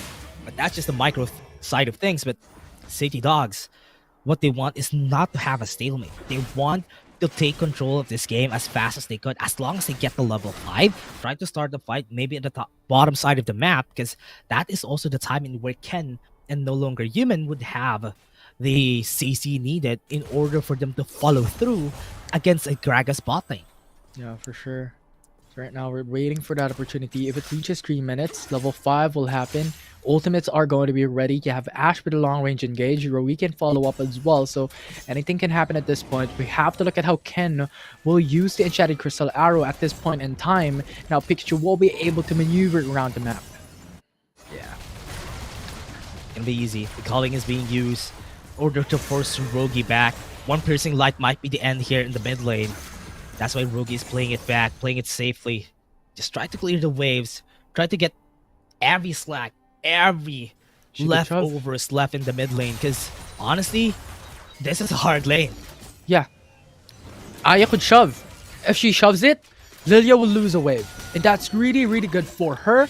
And now she's going to have more advantage. Not that she has already lost. She already has 600 gold lead up against Lilia in the same lane. So it's really, really difficult for Rogi right now to be able to manage the mid lane for now. But at this point, level 5, level 6 already secured. And that is what you want with composition that City Dogs has. It's all about that team fight. And it's all about how they're able to win the 5v5 matches. Yeah, it's really hard to win this 5v5 matches that we have right now, but the Fate Seal is not going to be hitting right here on OD on the top side. That's going to be the Demolition Justice with Ignite, but it's not enough to potentially get the kill. First blood comes to Peekachu. Yeah, I was a bit skeptical to that because Fate Sealed missed, the knock-up missed, and Garen has the Demolition Justice, but thankfully the sustainability of a Fiora is quite significant to be able to sustain that through. So they were able to kill down Garen, get the first blood, and that is a lot of injection of gold to Yone. Yeah. Good kills to Yone. Solar Charge Blade. This is the item that you want. I mean, it's not really the strongest item that you could get. I mean, 2 items for Yone to pump up the damage that you expect from a Yone. But it's still good. It's still good getting that early advantage, enabling, accelerating a bit of this gold lead for the side of Peekachu. That's nice for them. But City Dogs right now, 5 seconds on the clock, the objective's gonna come in. Yeah, and the thing about that is that if you're locking onto a Solar Charge Blade, you have that extra crit rate, you have that extra burst of damage, and a variability when it comes to damage category, because Solar Charge Blade gives you a bit of AP damage towards the enemy team, so that's good when it comes to an opposing matchup against City Dogs. So for now though, Rift Herald will be the priority by Peekachu, which gives them a lot more prio in the game. Yeah, they're prioritizing this onto the top side. Might want to go for a trade here, and they're not. They just want to try and take this. They're taking the dragon already. They're going for the fight. Enchanted Crystal Arrow. They don't have the Demolition Justice on the right target. Stasis has been used, and Ken was forced to back away. They don't have enough damage just yet. Look at this. Fate Seal. Ken is going to pull down Soul Unbound, but the ultimate from Lilting Lullaby Rogi is just going to be ending a lot of this lives from their team, and that's it. That is why this Lilia is good, because that is what she does, and that's 4K for the side of City Dogs. And this is what we talked about a while ago, Dash, that Lilia's power isn't going to be a 1v1 matchup in the mid lane up against Aya. It will be those team fights, and that Lilith Lullaby was perfect from Rogi. Didn't expect it. They didn't expect that that's going to happen to them at that point, because honestly, when that started, it all comes down to how they used the Fate Shield, how they got to the back line, but Peekachu lost a bit of that space that they need. When the Lilton Lullaby from Rogi got 3, it was enough to get the kill, but now Odie, again, they need to target here, top side. Don't have the flashes yet. They have the CC. They're not going to be continuing. I love it. Press Q, run away. Run. Yeah. That's an easy out for Odie and the top lane. And now Pikachu has information that City Dogs is just around the corner. Ken is there as well. And it's now the time for Ken and No Longer Human to just roam around the map, find those kills, and just be present throughout this game. Yeah, they're just going to be taking this early game right now, and it's really smart of them to just hold it down. Don't let them get any kills because they're very aggressive composition. Just let them fight it out. And Peekachu is not also letting up. Even with that 1k gold lead, not really that significant at this point. So City Dogs is just gonna be playing this out. They want to get an Enchanted Crystal Arrow on Minuet, and that's the right timing. But Enchanted Crystal Arrow is in the bot lane already. It's not going to be hitting. Lilting Lullaby, bot side. Still have the Leander's Anguish. That's going to be hitting, and that's not going to be the timing they have expected. But burning on the head. Aya almost dying with 1 tick. So close, yet so far. The Leandrus was almost able to secure that kill. For now, will not be able to push through though. Aya will come home back safe, and the confidence of Rogi is off the roof. Top charts. Really just hard for them to be confident when it comes to this fight, because honestly, they have a lot to lose. They have a lot of not targeted actually. They have a lot of skill shots. That's why they are the ones who can make mistakes, and City Dogs are just waiting for them to make those mistakes because most of their skills are very committal. So Peekachu needs to be very accurate on how they pinpoint the members of City Dogs. Yeah, and I just want to talk about on how Lilia's KDA 202 has brought her power on par up against Aya, even probably more, because of the items that she was able to build, the gold that she was able to accumulate. Now she's able to match up against Lucian, which Aya's dead. Aya's dead. Not even able to fight against them. That's just an easy fight, just such an easy kill. And how is this working? Like, how it's not supposed to work, but because it's Rogi holding onto this Lilia, it was not expected from them. This is gonna be a mid Lilia, and Lilia has a lot of wave clear, and that's for what's sure. scary about this. Yeah, that's why they were able to go in for OD on a Garen and a Ken, Ashe, and a no longer human Nasus in a bot lane because of this Lilia mid lane, right? And Kaz is going into the jungle. They have sufficient damage so they could afford to go for more on utility bot lane and a sponge top lane. A lot of damage had been pumped out. Rift Herald is going to be up in a bit. And City Dogs has this opportunity of taking this objective again. Because it's a bit late for Peekachu to rotate around the Suki gold lead. Look at Peekachu. They're licking their wounds. The damage that has been done already. They're just finding scraps all over the map, trying to take some towers. But if they lose this top lane tower together with the mid lane turret, because this Rift Herald is going to be taking that down, that's big value for City Dogs. Then and Ken looking for Aya, overextending. They're still not going to be able to get it. Jones at the top side, really strong even back in the days. And City Dogs are just unrelenting. They're not giving any space. Look at how they put Vision, Infinity. They're not letting them get any space, get any close to the objective, because they know in the early game that Yone is not going to be doing anything against them. Yeah. And with the items that Rogi was able to build, Enchanted Crystal Arrow connects. Crystal Arrow would be able to hit them to Claria.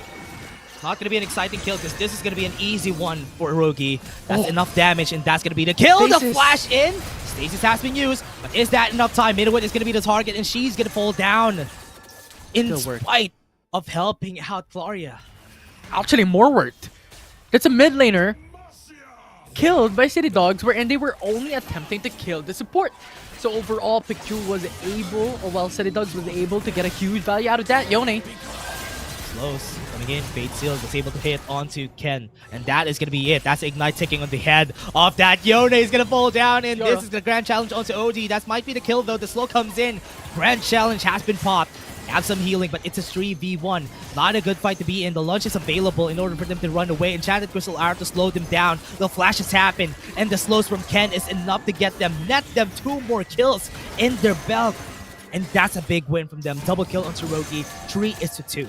Yeah, it's just so much long-range engagement, so much utility that City Dogs was able to attain with this specific draft. It's crazy to think about because of the Enchanted Crystal Arrow. You also have Lilia with the Lilith Lullaby. You also have the quote-unquote bowling ball that we have termed on Lilia's skill. And there's just so much utility. You also have Nasus with a lot of armor shred. You also have slow. So it's really difficult for Peekachu if they are not in sync with what they want to play and what they want to do. It's going to be a City Dog win. Yeah, made everything better. City Dogs. This composition, they've been making it work so far. And I like it. I like to see it. Now OD, again, going to be the target. Has been putting a lot of pressure on these people.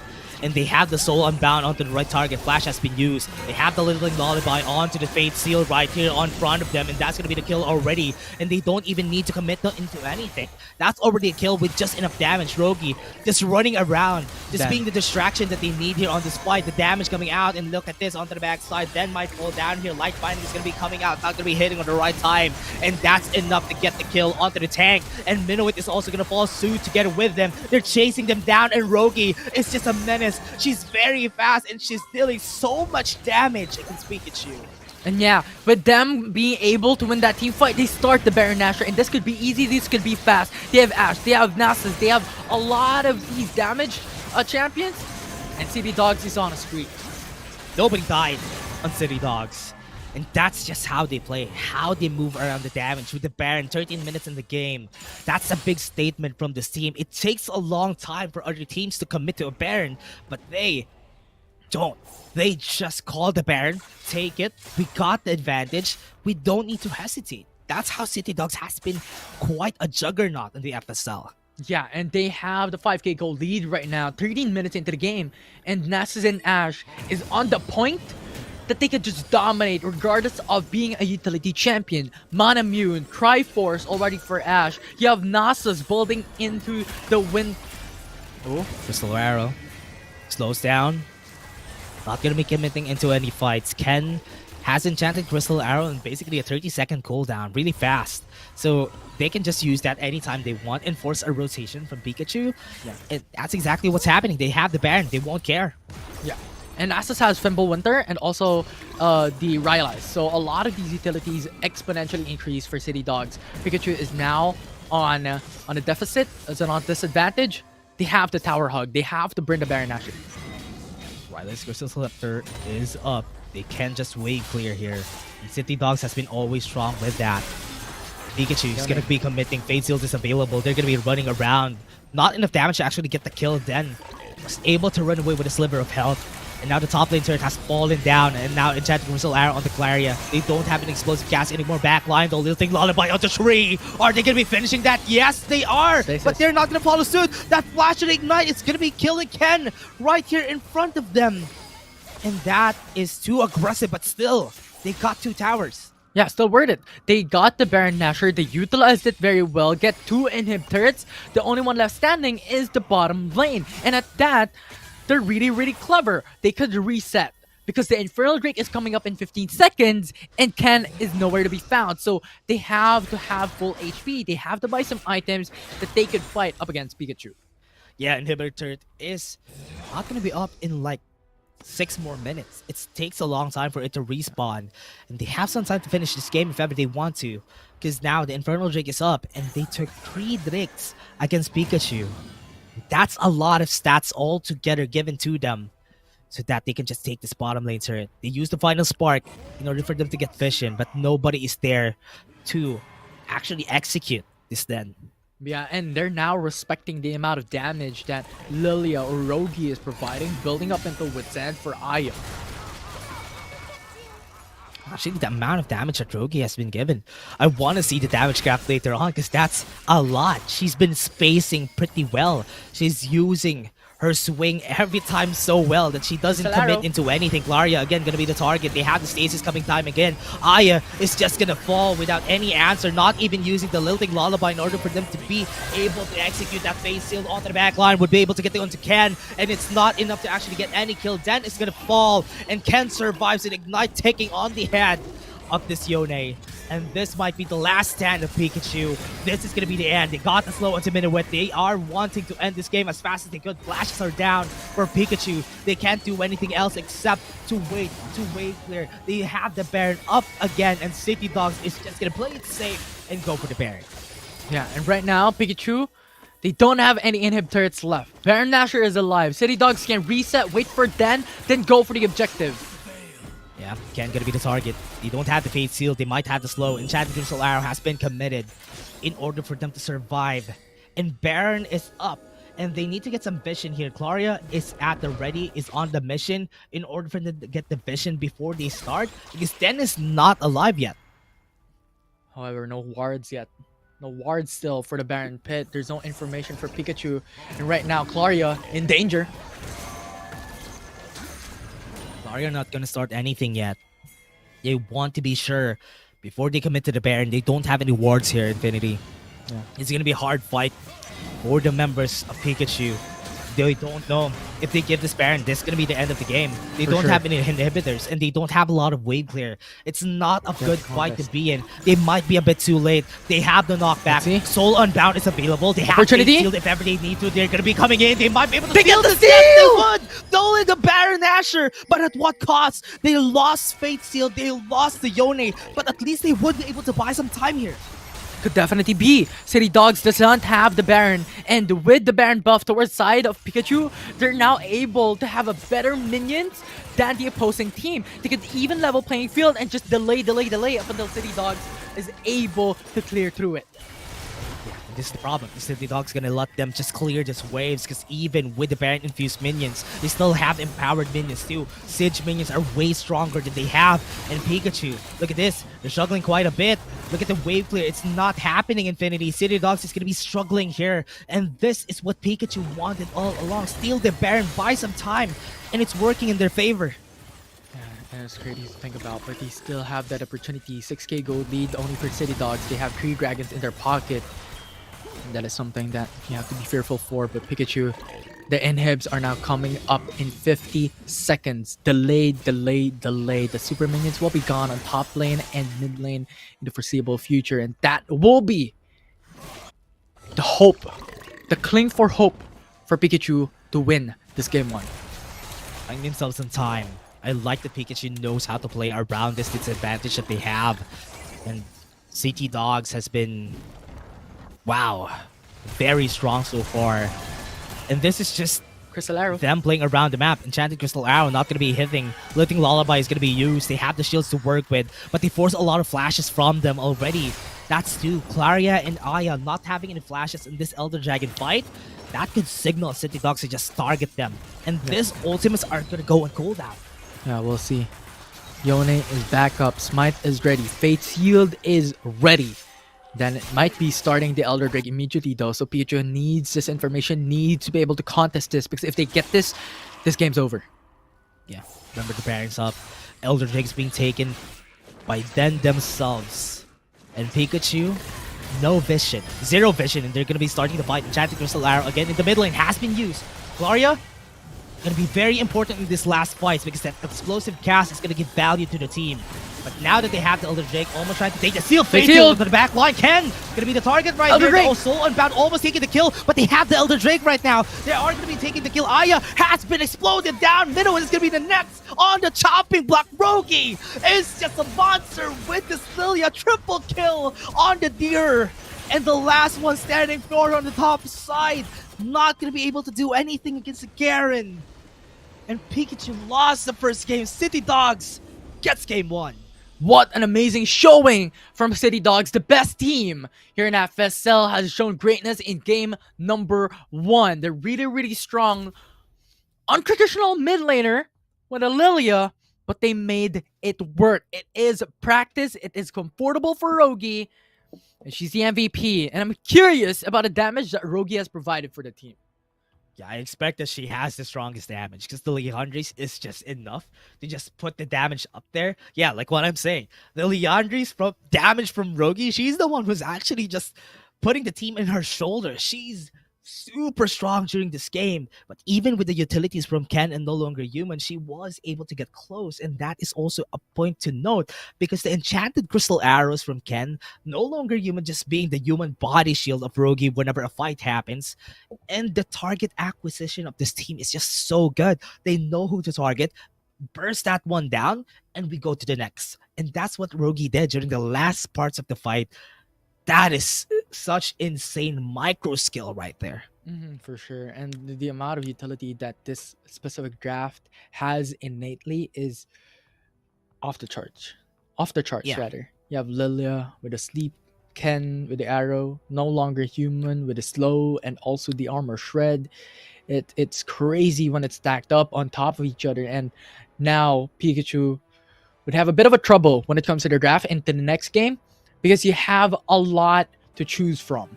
If you ban away the Lilia, if you ban away the Nasus, you're gonna leave one thing or another. The Karma, the Nami, these picks are still high prio for City Dogs overall. What are you going to be leaving out? Because if you're going to be leaving out something for Rogi, she had the Akali, she had the option of going for Zed a while ago. The Jace has been banned, which is great. But the Akali Zed is also... This is a problem with those people who have big champion pools. Yeah. You don't have a lot of ban slots for this types of people unless you actually focus your bans on them. This is really hard to think about too, because you also have Gia to think about. Her champion pool is really wide, and she's such a good support. And it's really hard to pinpoint who to ban, who to focus. But at least if you focus one, they're going to be forced in an awkward spot. That's the best of both worlds, basically, for the members of Peekachu. Yeah, and the thing is, we saw a while ago the bans, Senna being banned away, but they still have the Ash Nasus. If you ban away the Nasus, they could pivot themselves into another perspective. They ban away Karma, there's still Nautilus, there's still Nami, there's still Rakan. They ban away Rakan and Nami, they still have Nasus. And there's a lot of pivot that City Dogs has. And as you mentioned a while ago, the amount of champions that these players have because of the knowledge and experience that they have in competitive play is just too much. Yeah, so massive. That's why right now we're gonna be taking a look at that in game 2. We are just gonna be taking a short break, everybody. My name is Dash and I'm here with Infinity. See you guys in just a bit.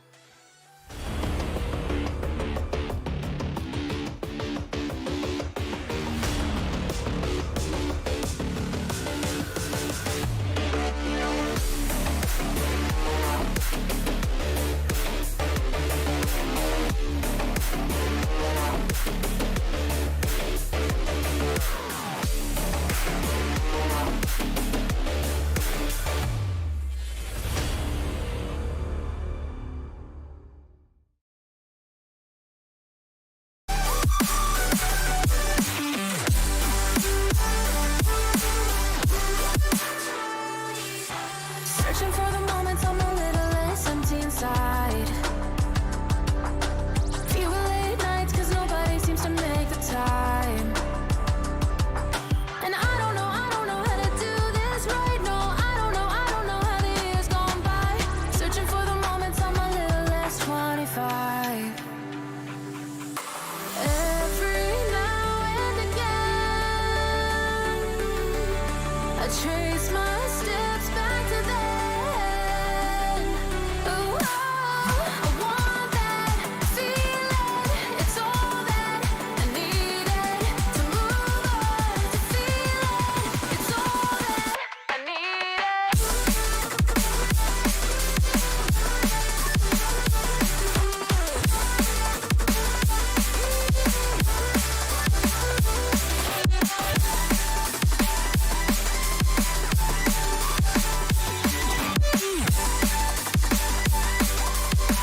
It's all that I needed. I want that feeling.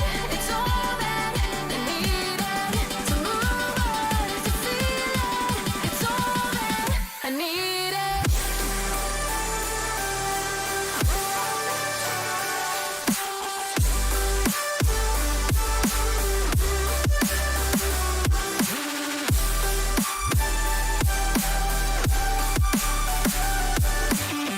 To move on. To feel it. It's all that I needed. How the years go by, searching for the moments I'm a little less 25. A little less 25. A little less, little less. Searching for the moments I'm a little less 20. A little less 25.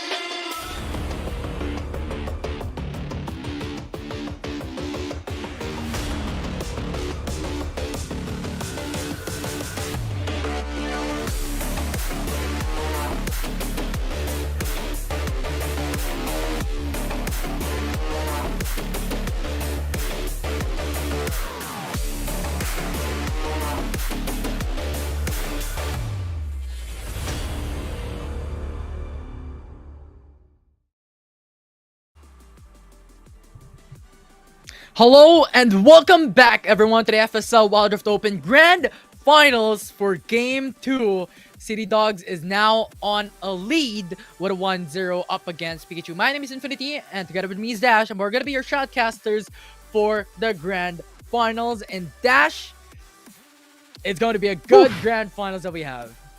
Yeah, it's been great. It's been great. Game 1 has been a great showing from City Dogs, showing everybody how strong they are as a team and how great their communication is. And also Rogi just going in a rampage, basically the MVP of that game for the side of City Dogs. And you know, it's a Lilia pick in the mid lane, and she was able to pull it off.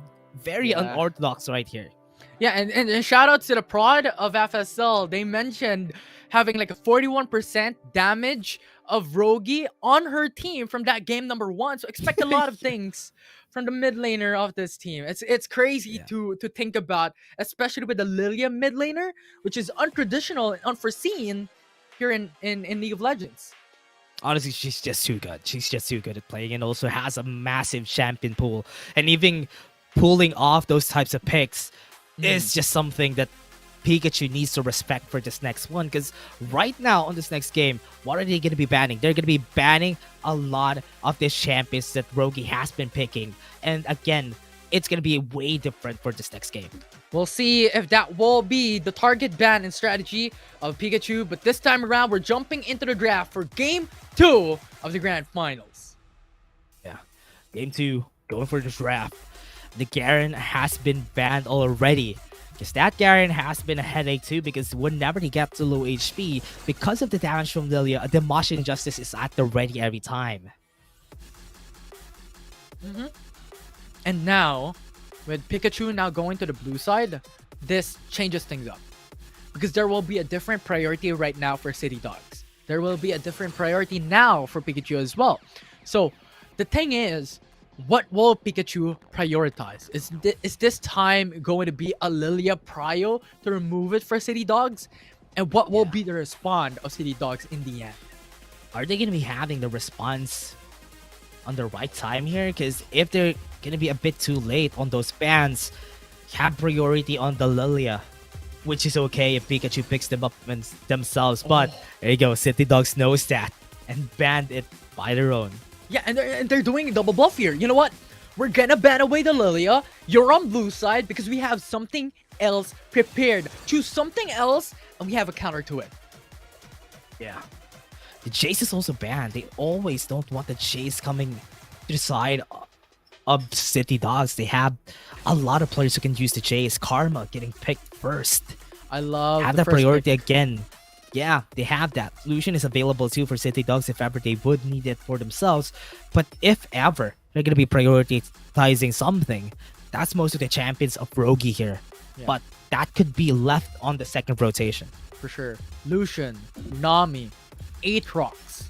A lot of Olaf. these champions are still open. Olaf as well. Wukong are still options for City Dogs to pick up. They have 2 picks immediately. Now that on the red side, but Olaf will be prioritized by CD. Yeah, and the Lucian is also going to be prioritized here because they would need that. A while ago, Aya has been strong with the Lucian, and having that by themselves, they have some flexibility in where they want to put it. And they lock this through a very strong jungle and a very strong bottom laner, already scared by City Dogs. And Peekachu could pivot themselves into having a counter with a Jarvan 4, but at this point in time, are you going to pick a Jarvan 4 up against a team that knows how to play with it or fighting against it?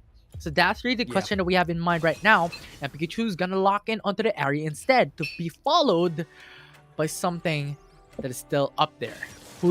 Back in the day, yeah, Jarvan is strong, but now Jarvan is not really that good right now in the game. But right now, Peekachu is going back to the roots. They're going for the power that they had, which is comfortability. They want to be comfortable. They want the Fiora. A while ago, it was effective, but now they got picked off by picking the Ari. They know that they're not going to be picking something else and force their hand, making them sure that this Nami is not going to get picked by Peekachu now. Yeah, and I love the Nami pick here by City Dogs because knowingly Gia, one of the most decorated, if not the most decorated player in FSL, is one of her priority picks. Nami, Gaio, Nasus, these are picks that Gia knows like the back of her hands, and picking it up is a really comfortable time for now her ADC.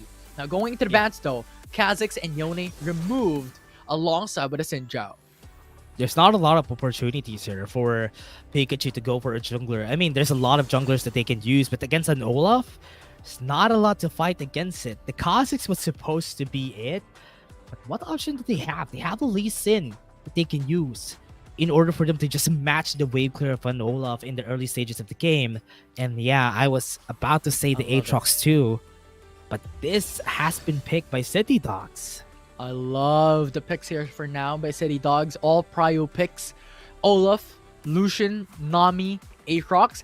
And the reason why I also like how Olaf has been picked is because they don't want to give it to Peekachu. Because they have Karma already, right? So if it's an Olaf Karma, it's going to be a hard time for City Dogs. And they're always going for these counters. They know how to play it right. And they have these mind games already set. Now Peekachu answers with a Saya though on their 4th pick. Interesting. That forced their hand, Infinity. If this was not an Olaf pick, they could have picked a Karma Nautilus, a Karma Nasus. That's also great. If ever they would need CC for the team here, because honestly, it's a Lucian Nami. The Karma Nasus, the Karma Nautilus would be good in just sustaining the lane for themselves. But because they picked the Olaf, Saya has been forced. And they needed some extra damage on that early stage. And more damage means that this is going to be the Olaf just getting bursted down. But they adjusted because of the Olaf, and that's a big threat for the side of Peekachu. Yeah, and that's a huge problem as well. Saya is known to be one of the immobile champions, and why I say that is because the only thing that can keep her alive is Featherstorm. And Featherstorm is her ultimate, thus having a long cooldown. So once again, Orianna? when it comes to a 1v1, Lucian Saya, it's not gonna have the greatest time of her life for Peekachu. Been a long time since I saw an Orianna in Wild Rift. I mean, if this was League PC, back in the days, Ahri and Orianna is a classic matchup in the mid lane. Always going to be in favor of the Ahri in the early game. Then the late game, the Orianna comes in. But this matchup is good. This just shows how confident Rogi is in her skills in the mid lane, because even if it is an early game counter, as long as she has the shockwave, as long as everybody's together, this AoEs from this team is gonna be enough to shut down this mobile champions from Peekachu. Yeah, for sure. And on top of that, you have Wukong on the opposite end. You have Nami and Orianna to cancel through the Cyclone and disengage, and that is really important to think about. And when it comes to a 5v5, it's going to be bloodshed over bloodshed for game 2. Yeah, it's going to be a bloodbath in this game 2, because this game 2 is just all over the draft. The draft is great. I love to see Peekachu just going back to their roots and also playing champions that has a lot of damage. That is, so far, has been the key in order for them to win a lot of these games during this whole lower bracket run. And also, this might be their shining moment, because if ever they prove themselves to win with this composition, City Dogs, they need to double think on what they can do in game 3. Yeah, and now, since before the game starts, I want you to paint me a picture, Dash. What can we expect? Early, late game, what will be the standing here for both these teams? Honestly, early game, I really believe that City Dogs has the bigger advantage here, because even with the Shockwave not having any damage, the Shockwave could potentially be a threat that they always need to pivot around whenever they position. So that's why this could be used by Rogi in order for them to get positional advantage. But Peekachu, they need a lot of resources. That's always a problem with me. Whenever they pick champions that have a lot of resources, Peekachu always proves me wrong, which is great though. But I hope that works on City Dogs. Alright, City Dogs, eyes on Rogi. Peekachu needs a lot of gold right now though. 2v1. OD uses up the flash immediately. Go back to safety. That is a huge trade that Peekachu has got. Huge win. And now Aya is going to be getting the brink of the wrath of City Dogs after losing the flash on the top side. They're forcing Zaya to not do anything, to not get any resources in this bottom lane. And that's a good measure for City Dogs. And they're slow pushing the Ignite. Is there already to reduce the healing? Oh, wow. Look at how Gia's playing. Definitely quite aggressive there. And Clark just came here into the bottom lane. And she's already Half down HP. half HP. She just came in, and she doesn't have any HP anymore. The way Ken uses this piercing light against the members of Peekachu, bot lane is gonna have a hard time because remember, Xayah doesn't have any damage, and the only way Xayah could be strong is if they're fighting against a lot of melee champions. Because Blade Caller would be much more effective, but if you're fighting against a Lucian Nami in the bot lane, not gonna have the best time. Yeah, and just look at that. Claria is forced to reset immediately, not even affording to buy her second item. Xayah wanted to go back, but she can't because Ken, and no longer human, was fast pushing the wave. It was a waste of gold and XP if she resets. So there's a lot of pressure building up in the Dragon lane. Yeah, it's not gonna be easy for them to start any fights in their Dragon lane. And this top lane is also a battle of wits. Fiora, always a good counter to Aatrox. Basically, Yone Gwen is also good, but the Fiora is for good measure because this Pikachu with the Fiora is good. Honestly, they're really good at playing the Fiora and playing around it, so this is a comfort pick for the team. Yeah, Pikachu doesn't have any information on the bot side when it comes to the bush.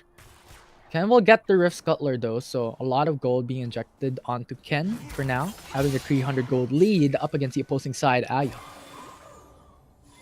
Not enough damage at this point. Even City Dogs.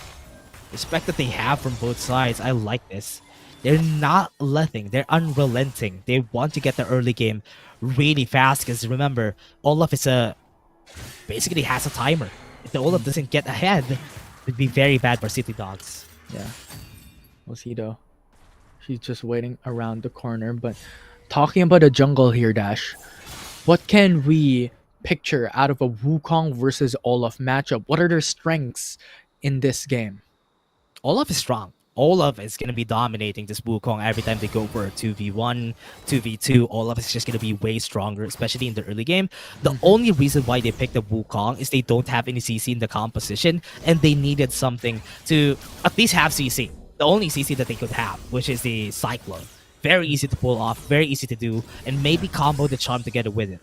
Yeah, for sure. And also the Karma to exponentially increase and support Wukong to dive into those team fights and to dive into those 5v5s. So something that we can expect later on is the Wukong, how the Cyclone would work around for her team, because so far the City Dogs who has the advantage and has the prio in the bottom lane, and building into the mid game, Ken would be so much of a threat, especially building into a Mana Mune to go for late game. Yeah. The Man Mune from Ken is just going to make it easier for them to just stack it up. Especially for this first objective that they have, they would be needing all of the mana that they could have because, you know, Lucian is very mana heavy. So you need to make sure... Wait, I thought they're going to be going for the fight there. But because they're very patient here in the bot lane, this might be a trap that is being let out by Peekachu. Wukong is here. If Claria goes for the route, this is the opportunity. Tidal Wave though cancels the engage. That cancels the fight, and that is a 1-for-1 trade still by the supports. First blood. First blood. Coming into Peekachu. I like that. I like that they started aggressively even without their jungler. It was enough to leave off the pressure that they're feeling a while ago, and getting that first kill was pretty important because having this first kill might be able to increase the possibility that this lane is not dead. This lane is possible to win against. Now 5 seconds at the clock, they're gonna be forced, but at least it's not a bad advantage, or at least not a bad state compared to how it was when they didn't get the first blood. For sure, they have to get that initially in that fight, and now City Dogs goes in for the traditional type of setup. Here comes the first objective comes up. The duel comes to mid so that a faster response could be made. Right now, no. Let's see if what will happen here. Ocean Drake, Rift are alive. Yeah. They can start this Drake. They can go for a trade. They want to go for a fight. This might be bad for City Dogs. Because they are not together. They have the tidal wave, as he said. They can start it off. They have some flashes to work with if they want to get the Cyclone out of the way. They have the Shockwave. Look at this. They're getting close. They have the Ragnarok onto the back line. Charm is not going to hit, and that's going to be good. The tidal wave to the Shockwave. Perfect combo on the other side, but it's not enough. Their damage is not there, and that is the turnaround that Peekachu was waiting for, and that is it. Then it's being chased, and that's a 4K. For the side of Peekachu. The perfect timing of Peekachu went and turned things around. Got the Drake, got the kills. Now they have a lot of gold in their favor. 2k gold to be more specific. Now CD Dogs has to respect it. Yeah. Not the right targets. When they started the fight, they had a lot of targets in their mind. Even with the tidal wave to the shockwave, they weren't able to follow through with the damage. Super low HP on the members of Peekachu. And they lost a big objective at the first minute in where we expected that they're actually going to win. Yeah, and this is the first time that we've seen this happen. The mistake has occurred. So far, this is a good state for Peekachu to be able to scale and snowball towards the mid-game, late game, and now Dash. What can we do given the fact that you have the lead now towards the side of Peekachu? They have the objective, they have the gold. What do they need to do next to punish City Dogs and put this to an even level playing field when it comes to the series?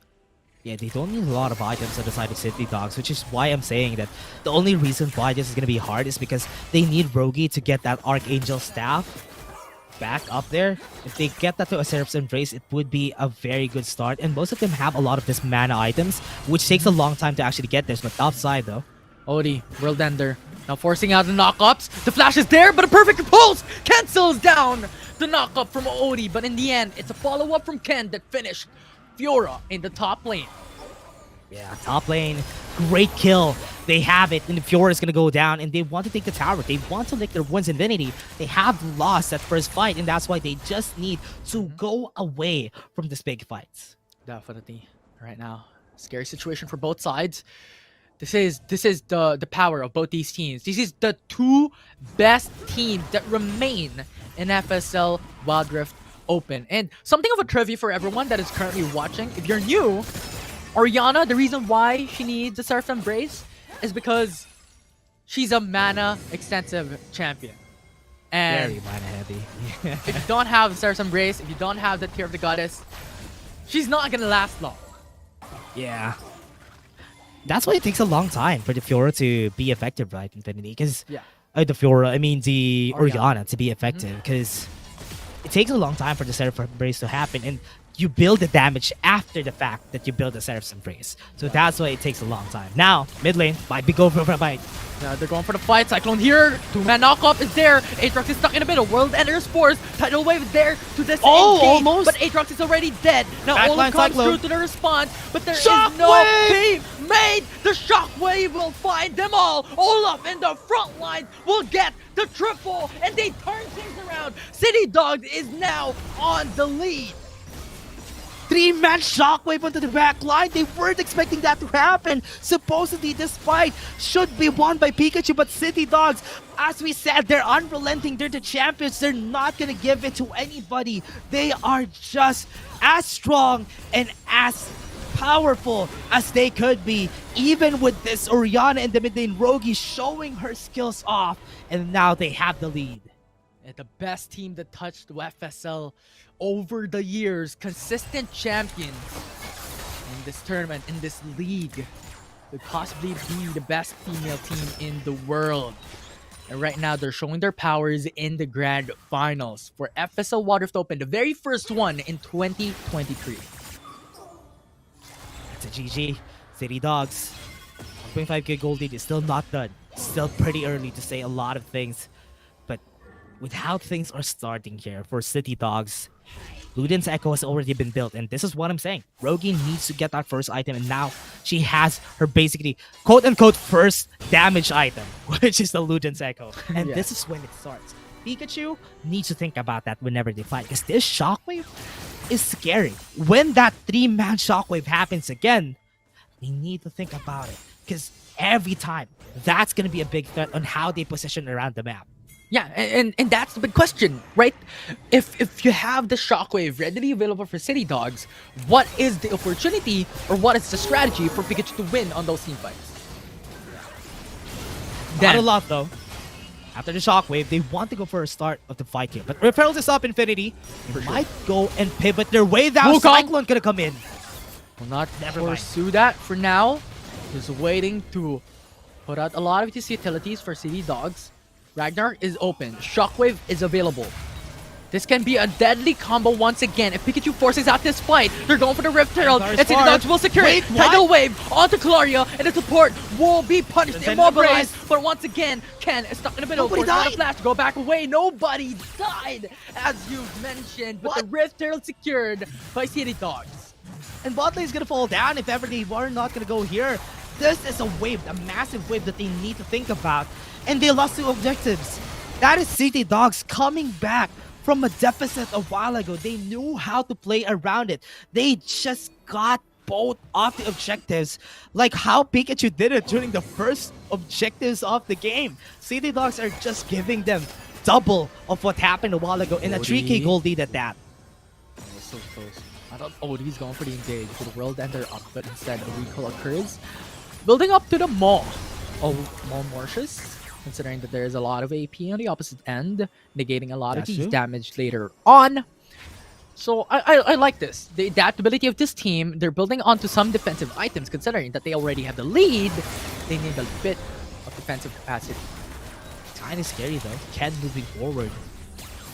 That's Minute. a mark of confidence. Charm!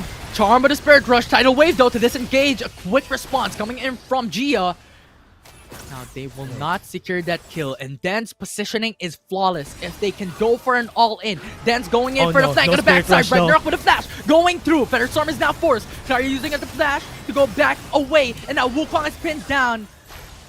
Not be a kill. There's no kill as of yet. This is crazy. Look at the positioning right there. Just from how Den played that, it was scary. They forced all of their flashes. Aya was forced to use the Thunderstorm because they knew that their damage is massive. And that is how City Dogs played before. And until now, even with the deficit a while ago, they don't even care of what's gonna happen because 2 items is when they power up. They have Ken, they have Rogi to deal damage, and that's exactly what they are holding on to whenever this fight's happen. Right now though, Baron Nashor is alive. Everyone needs to coordinate. Everyone needs to be in sync. Best foot forward in this game. 13 minutes into the matchup. You know it. Going for the charm. Will connect! Charm! And Rogi is gone! And now City Dogs wants to get that trade, wants to get the response. Forcing out the Ragnarok from Den. Will not pursue. And this is Peekachu having the advantage now. Minuet, really scared with the Airy. And you know that she's strong because she has the Rabadon stat cup already. One charm could potentially end one person at this point. So they need to be very scared about their positioning because Ken, Gia, and Rogi are just great targets for an Airy at this point. Yeah. And that kill alone brought back Peekachu in an even level playing field up against City Dogs. Pretty dangerous spot for Minuet though. Doesn't have any Spirit Rush. It has the charm. Rift Herald being spawned. Oh, wow. And pressure in. Got the hit. Great. Slowly but surely, they got 3 towers already, and not what you expect from this team, but they are still doing it their own right. They know that this is just gonna be a slow game. Just keep the momentum going. But what's scary about this is the longer the game goes, the lesser the effectivity of an Olaf becomes. Now right here, See. bot lane grand challenge. 1v1. World Ender being popped. OD's just maneuvering so that the points will not be hit. Not gonna be...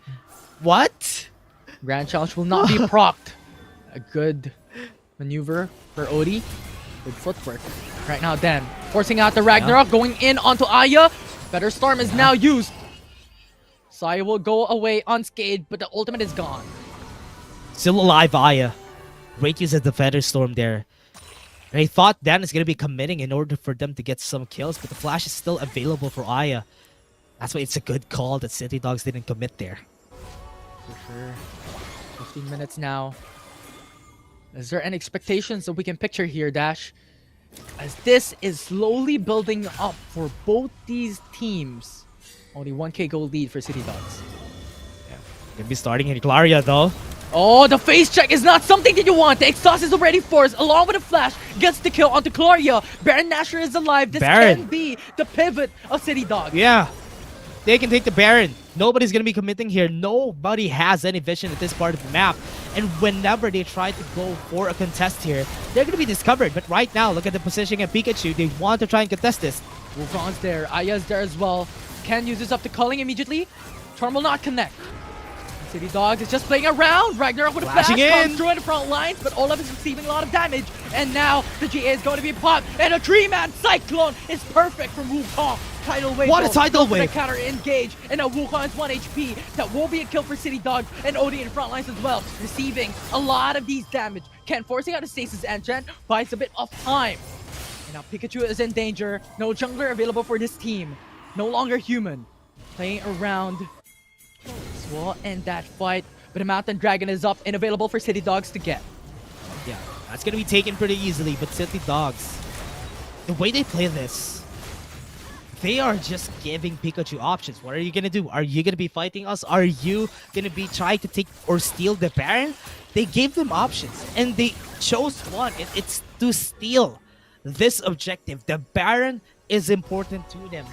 And they tried to go for it, but they got the kill on the Wukong and Sen, and because of that, it all came down to them just taking the Mountain Lake by themselves. A good trade again for City Dogs. Yeah, for sure. Right now, having a 4K gold lead. 3K gold lead, rather.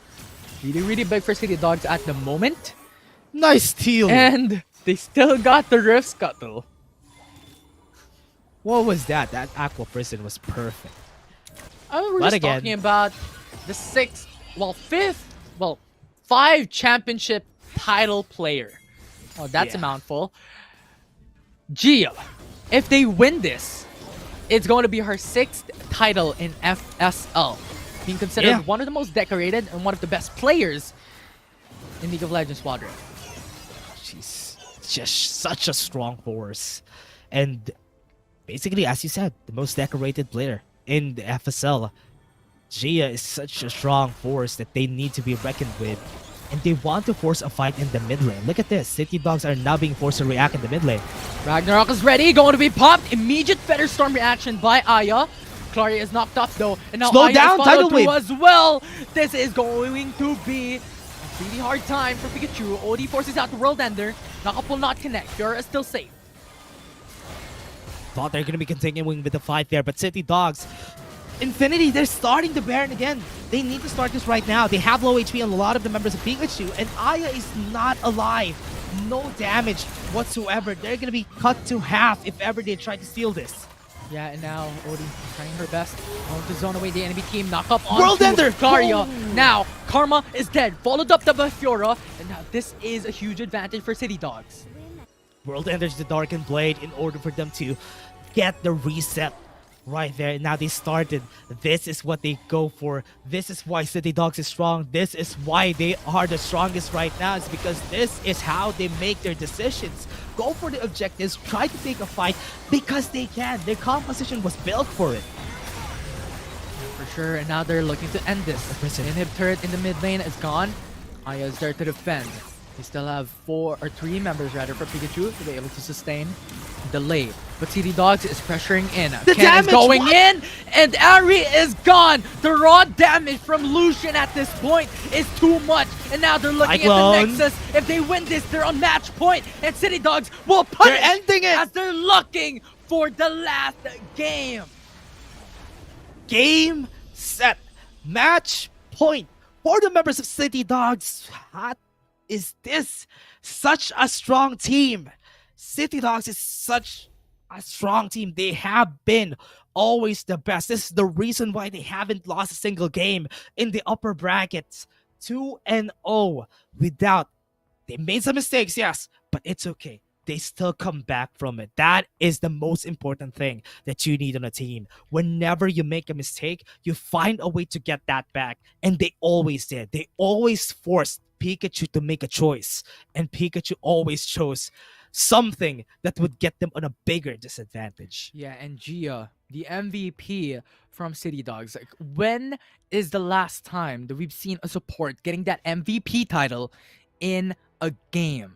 Plus, if we've seen the crowd control score, I think League of Legends has it, but Wild Rift doesn't. But if it has one, I think Rogi and No Longer Human will be on top of the list. Yeah.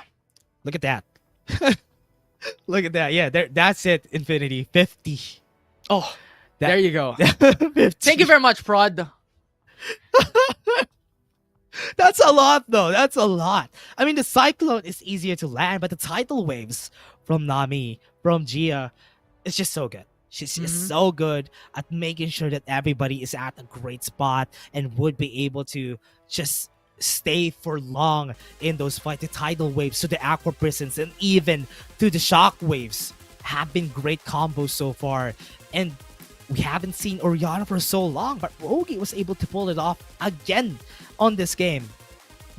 And something that exceeds my expectation and just blows my mind overall is these two games, we did not have the same graph, not champions for City Dogs. Yeah. Completely different. Yeah. And I don't know what to expect for game 3. Different identity. That's how they play around. This is how big their champion pool is. This is because they can play around any composition you put in their face. It's okay. They can play that. It's a very different identity, very different objective, key objectives, key goals whenever they start. And that's still how strong they are. And that's how they don't get stagnant, because they're not as linear as other teams that we've seen so far. Yeah, and that's pretty much the match point already for City Dogs. One game away for another championship title. And this last game would be, well, potential last game would be such a crucial game for Peekachu. We'll see if they can make it back. I'm Infinity and this is Dash. We're going to take a short break. And when we come back, it is match point for City Dogs.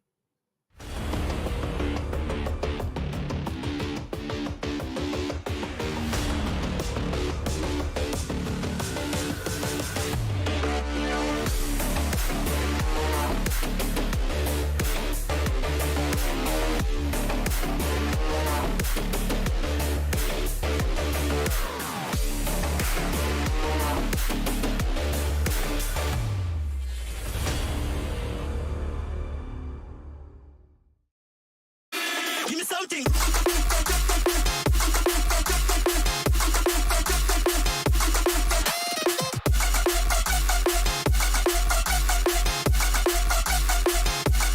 What time?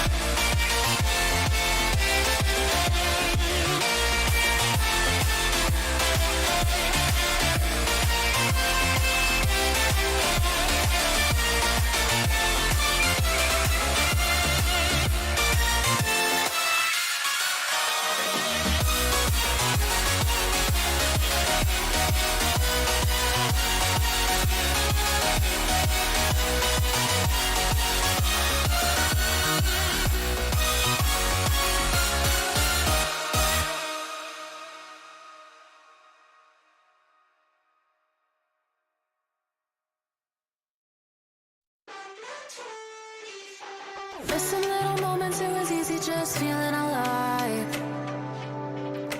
2 a.m. wide awake, talking like we had the whole night. And I don't know if I said this right. No, I don't know how the days gone by. Missing little moments, it was easy just feeling alive. Every now and again, I trace my steps back to then. Oh, I want that feeling. It's all that I needed to move on, to feel it. It's all that I needed.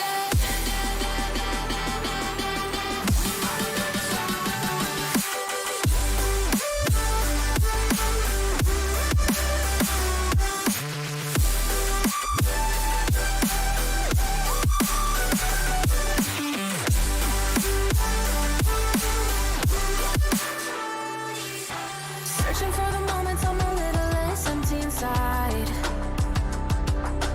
Fewer late nights, cause nobody seems to make the time. And I don't know how to do this right. No, I don't know how the years gone by. Searching for the moments I'm a little less 25.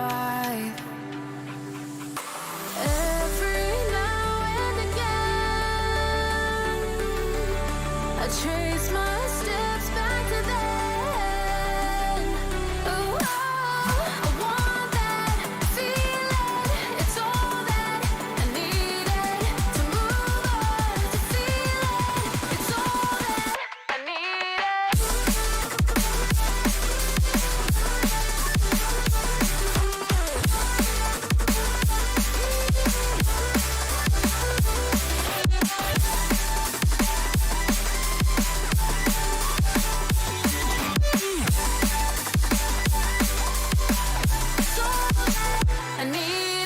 I want that feeling. It's all that I needed to move on, to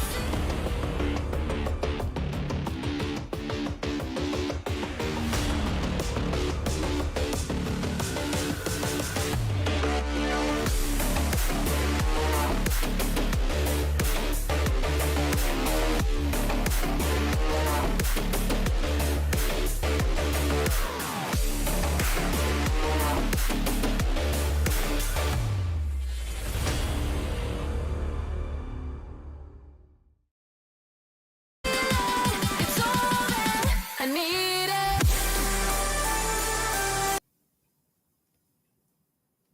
And yes, welcome back everybody to Game 3 of the FSL Wild Rift Open. And where again you're going to be shoutcasters for today. My name is Dash and I am here with Infinity. And this is going to be a very fun game. Game 3, 2-0 match point for the side right here of City Dogs. And now Peekachu, they need to go for the underdog story if they still want to win here, Infinity.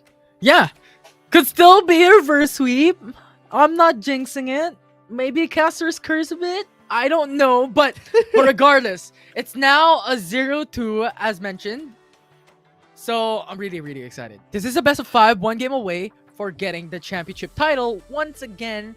From something that we've talked about prior to this game is that if City Dogs win this, this will be the 6th title of Gia / No Longer Human in FSL.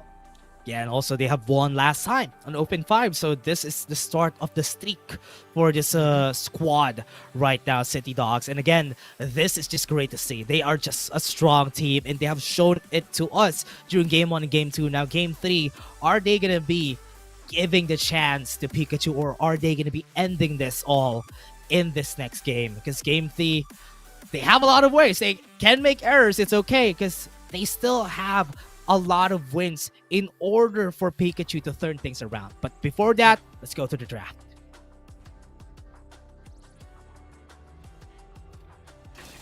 And here we go. It's City Dogs Peekachu. Game number 3. Corky and Camille banned away by City Dogs, and Karma and Jace banned away by Peekachu. We've seen this happen a while ago already in the same bans exactly by City Dogs on the blue side. So if Peekachu doesn't ban Lilia, it could still be locked in by City Dogs once again.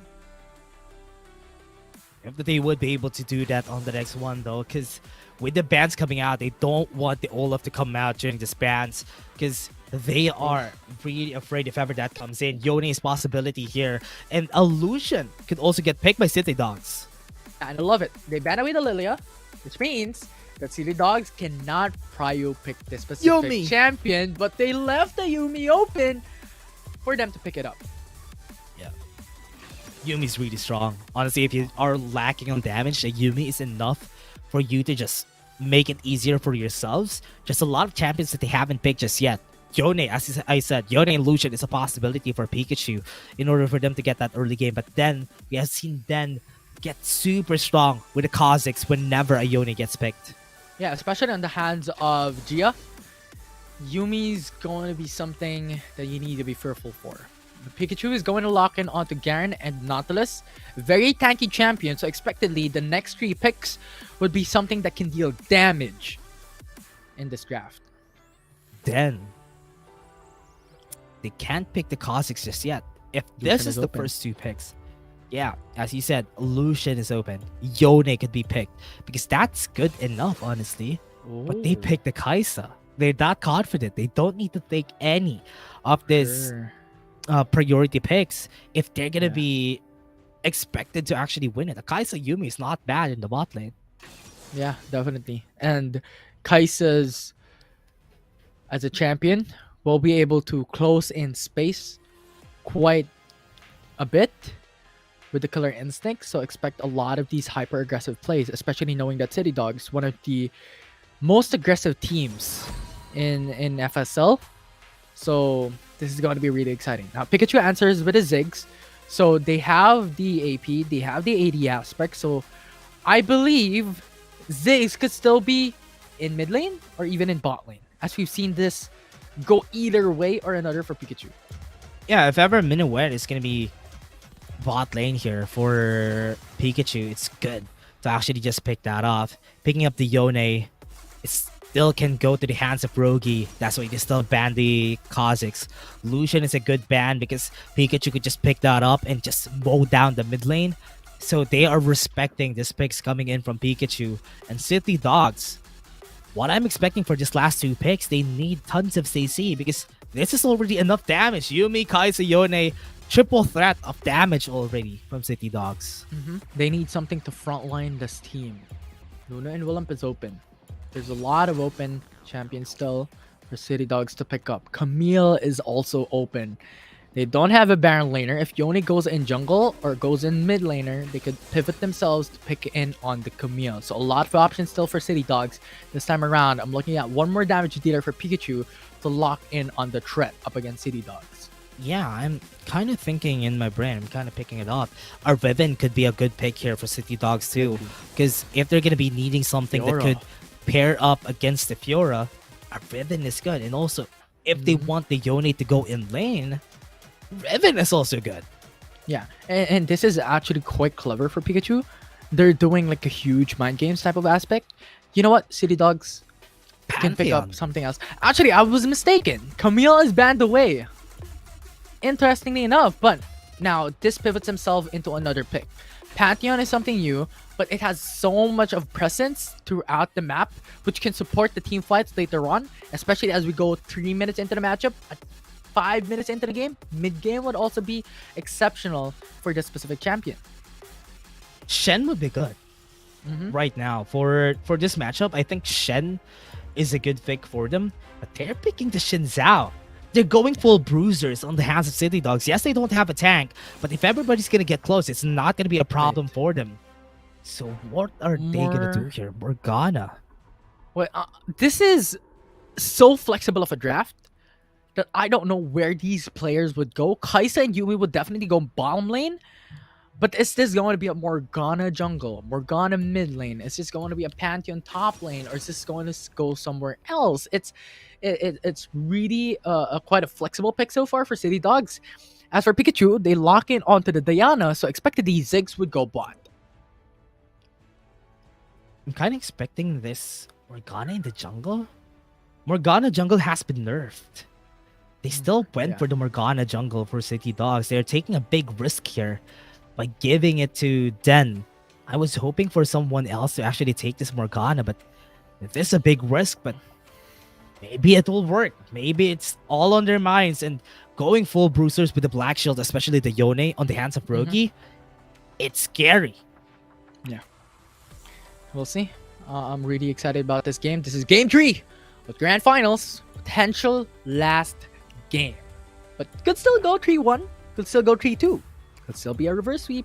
We do not know. But for now, this is the draft for both these teams. I think at this point in time, City Dog has to play it a bit late. They have Yumi. They have Kaisa. If they go late, these two duos would be unbeatable. Yeah, but honestly, it's a better draft. Peekachu has the better draft, but what they're lacking is a bit of damage. The only problem is the Fiora doesn't really do a lot of damage in big team fights because you expect the Fiora to just get in the side lanes. So when it comes to this big team fights, they have a lot of CC. Yes, the Mega Inferno Bomb is also a threat there because there's not a lot of tank who can really tank the damage from the Mega Inferno Bomb. But I hope it would be enough. I hope it would be enough damage in order for them to wreck or at least destroy the members right there of City Dogs. Yeah, especially how you mentioned about the lack of damage, because they went in for a Garant mid lane. And then you have a Diana jungle. And Not a lot. looking at the state, the only damage dealer that they will be able to get would be towards Ziggs. Fiora expectedly will go on the side lanes, constantly putting pressure.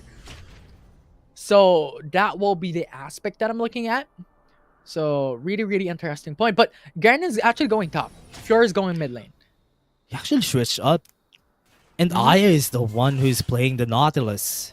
They switched up their players. And Claria is the one playing the Garen. So this is a bit of a change here from Peekachu. It's not what I expected to happen, but is this the best way to go about it? It's a total shift.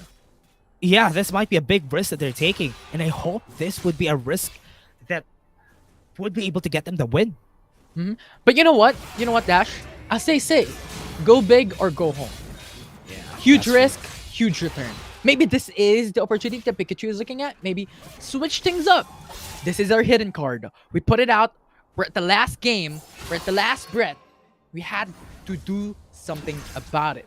So maybe that is the pivot that Peekachu is looking forward into. They have a lot of these bruisers. Ziggs will be the queen of this draft, wherein they have to protect Ziggs to put out and dish out a lot of damage. As long as they then don't get this to late game, it's not going to be a problem for Peekachu to end this fast. For sure. Problem is, this gets to late game. If this game takes long, this might be the end. Oh, Dark Binding would be able to hit, and now they're not going to be following it up with anything else. Yeah, for sure. And that Dark Binding was perfect. Was phenomenal to connect onto Fiora, but forcing out the flash in the end was still a good trade for them. Yeah. Started the fight. And Ken again is just going to be chilling in the bot lane because this mid lane is probably where most of the action is going to be. And Dark Binding, if that was able to hit, could have been very scary for the Fiora in the mid lane. Could have been the first blood for City Dogs. But so far, not bad. And Den is making the Morgana jungle work. OD Flash Flash. has been used already. What? Interesting. Yeah, it's not expected. Because, yes, they burned the flash of Fiora, but they used a flash of their own with Odie. And that's not really the best of trades, especially considering that it's a different matchup overall on top side. It's Claria who still has flash, who has the Demolition Justice, so Odie has to be respectful of this, because one silence, one whirlwind, and then the Demolition Justice could pretty much pick off Odie. Yeah, if this is a Fiora versus Pantheon matchup would be easier, but because it's the other way around, if it's fighting against a Garen, it would be a really hard fight to fight against. Rogi needs to be careful around here, doesn't have any vision. One good dredge line could potentially end the life of Rogi in the mid lane, even with the Fate sealed. Still has the flash. They need the death charge in order for them to get the win there. Oh, for sure. And right now, there's a lot of pressure that City Dogs is providing for the team. With the prowling and also a lot of these pokes from Kaisa. Really important stuff. And right now, Morgana once again going into the mid lane. Grand Challenge has been used. They have the riposte, but it's not enough for them to take the win. Even not using the Fate Sealed, it was enough to get the first blood. Yeah, and first blood would be quite beneficial for them.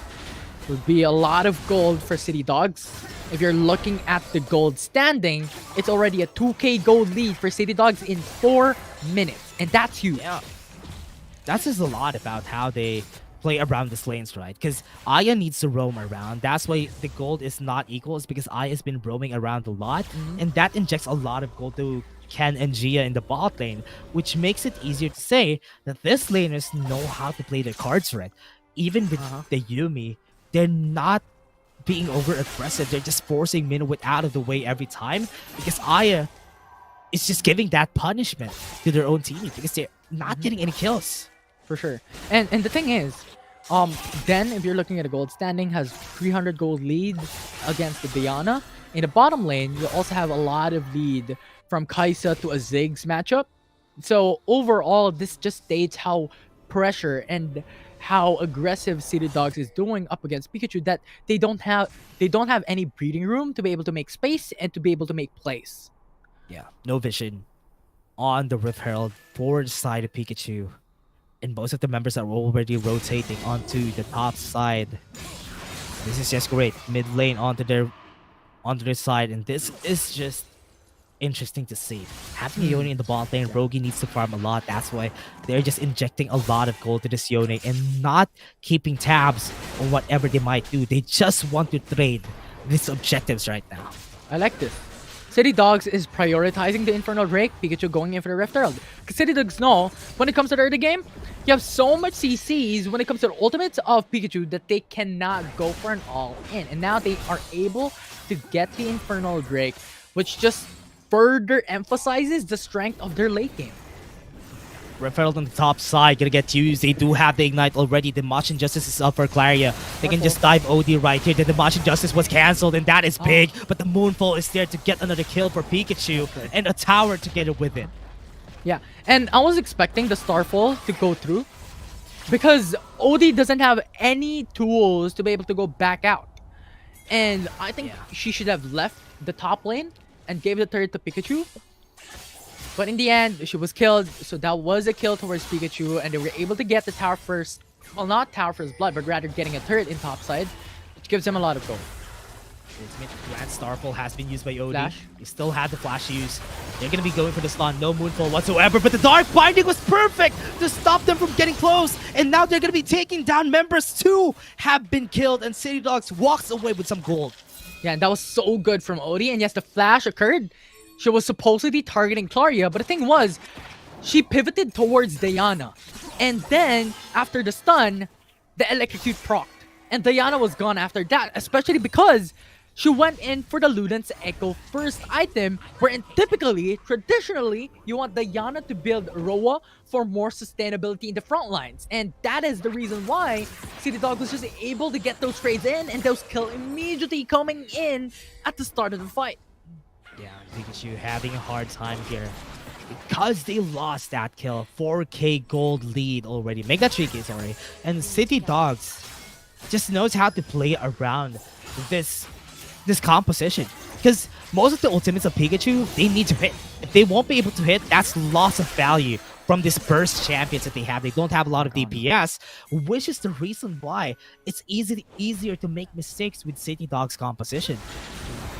Right now, Den is on a streak of kills and assists. 0-2 already. Oh!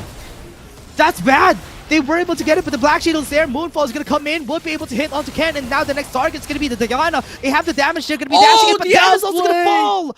Double kill for Diana. What did I just watch? That was an outplay from Diana. Very exceptional. Just sidestep and missing all those skill shots from City Dogs, and in the end, it was a 2 kills going through for Diana, and that is really, really huge. Now, building up into a Rabadon stat cap, 1 Moonfall can change a team fight towards Pikachu's favor. Yeah. Peekachu now with the 3k gold lead. Still not ballooning as expected, but Infinity, this is good. This is a good start for them. Remember, they have a Kaisa. A Kaisa and a Yone, after they get the second item, it's gonna be good. And this is going to be the next one, the next objective. This is where we see how they pivot themselves to having that better advantage when it comes to items. Because the second item, after Yone backs away, Rogi would have that second item. And that is when you need to be afraid of that Yone. The Blade of the Ruined King, expectedly. Will be that item. I don't know what can happen here. It is already a 4k gold lead for City Dogs at this point in time. Rift Herald is going to be up in 25 seconds, but in the bottom lane, got a kill. Tower in the bot lane is going to fall down. Big Bigger kills pressure right mid. there. Fate sealed onto the mid lane. They got Claria. They don't have enough damage to actually get the kill on her. Den actually survived. She thought that the Dimash Injustice would be able to hit her, but this tower in the mid lane is just going to fall down. What is going to be the trade? The second tier turret in the bot lane is going to be taken down, but Fiora respecting the members of City Dogs. Yeah, and that's a great trade overall. You're talking about a mid lane turret for a bot lane turret. And yes, Peekachu got a kill, but in the end, it was a lot of map control being secured by City Dogs with just that turret in the mid lane. And overall, I think it's a good value. And also, they have 3 towers down anyway. So City Dogs got the bigger advantage there. And this is going to be a big challenge for this next objective. Because remember, when you lose the mid lane turret, you don't have a lot of vision in the mid lane turret now. You need to put a lot of wards in order for you to see what the other team is doing. And now, what they're doing is the Rift Herald. For sure. And something for new players out there, getting the mid lane turret loses you a lot of security. Grand Skyfall used. Odie, the almost goes very fast. They have the branch line. They are just whittling down on the damage in Daya. She's going to be backing away with the Gargoyle enchant. They can restart for a fight here, but they have a lot of low HP members. Aya, no Death Charge, no Mega Inferno Bomb. The Dark Binding would be able to hit, not hitting the Dredge line. Now they target OD. Is that going to be a good target though? Because the killing spree has happened already. They're moving forward. They want to get the kill. They're not getting anything except for the Fate Seal in the face. And that's the kill that they wanted. And City Dogs got the double kill. They're chasing for the next, and that's Minowin also dead. City Dogs got the Dragon. They got 4K, and they might be able to get more. They're chasing down the Fiora. Riposte is there. And that's an ace for City Dogs. What a play from City Dogs. The patience, the coordination, and the sync play was phenomenal. And right now, they're on the precipice of success. With the Rift Herald pushing on the inhib turret, it opens up the Nexus.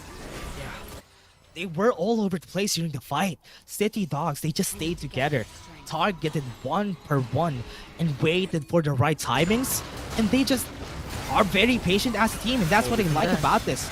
Dredge line won't be able to hit because the Dark Binding is there. The damage coming in from Rogi is just massive, and that Soul Unbound is enough to get the kill. There you go, Diana onto the back line, has some shields, and that is going to be the kill. Their shutdown comes in, but there's a trade. Look at this back line, can fight 1v1 with Fiora, but the Dark Binding is going to stop her from doing something more, and that's the kill. Massive shields, and this Minowin is going to fall, but the killer is following it up with the double kill ace again for City Dogs. They can end! They can look to end! They can look for the Nexus! Nautilus is down, and he will come back in 5 seconds, but the remaining of the team is gone for a couple of seconds. This is going to be enough. They can't finish the game. They want to stun out Aya, but they're taking a long time. That's going to be the hold, and Aya's going to fall down, and this is going to be the game. Infinity, this Nexus, 3-4-0. City Dogs wins the Grand Finals, and again wins the FSL Wild Rift Open. What a showing of this team. They have won last year's Open 3, 4, and 5, and they won the first Open this year. This is their 4th win streak as a team, and this is a feat that only City Dogs can achieve. Time and time again, their drafts are immaculate. They know how to play around it. They play around these champions they're comfortable with the Yone, and even picking up the Kaisa at this point, not even prioritizing the Ziggs. It was great. And as we said, they won't have any damage on the other side. Peekachu prioritized a lot of CC. That's why they won't be able to finish a lot of these members from City Dogs. Yes, we've seen some light. We've seen some power from the Diana, but that was not enough flair to win against a team like City Dogs. Yeah, and it's crazy to think about how Den's constant Dark Binding connects against the enemy team. Rogi's capability to go to the front lines and defend for her team. Ken's just free hitting on the back end. And Gia, no longer human, 6th championship title in FSL, was just able to get those clutch heals to be able to sustain her team and live a bit longer on those team Great fights. story. Great story to see, honestly, for City Dogs not losing any game for this series and even all of it 3-4-0, 2-4-0 during the whole upper bracket run. And that just says a lot about this team. That just says a lot about the other teams that need to challenge them for the next Wild Rift Open, because this team is strong. They need to put something forward in order for them to win more against them. They need to get away from their comfort, because this team does go away from their comfort every time, and they drop towards what's gonna win them. And that is how you build an immaculate, a strong, efficient team like City Dogs. Yeah, and I think it's fair to say that City Dogs is the best female team of all time that has touched Wild Rift. Best FSL team from Wild Rift that we've seen, and they're strong. This is just a strong showing, and I love that. I love seeing City Dogs again winning. Also, a lot of experience from these teams, because most of them, as I said, during the first series, or rather the first game, most of them have experience when it comes to competitive in League of Legends PC. They were the former Liab Esports team, and that's why they have experience. Their mental is strong. They have great mental fortitude. That's why during the time, game 2, we thought that they might lose, but they got a comeback. Yeah, and you know what? Doubts are there, but time and time again, City Dogs shows us that our doubts are wrong, that our doubts should be gone. We should trust. And you know what? They have shown power in League of Legends Wild Rift here in FSL. What an amazing series. What an amazing 2 days that we have seen and experienced here at FSL. Yeah, it was a great day. It was a great 2 days. Yeah, as you said, yesterday from the lower brackets, and again now, lower bracket finals and the grand finals. Great showing from all of the players, but they need to step up during the next Wild Rift Open if they want to win, or if they want to dethrone the queens of the FSL Wild Rift. Right now, we're just going to be signing off. Again, thank you very much for having us here. We have been your casters for today. My name was Stash, and I was here with Infinity. See you guys in the next Wild Rift Open.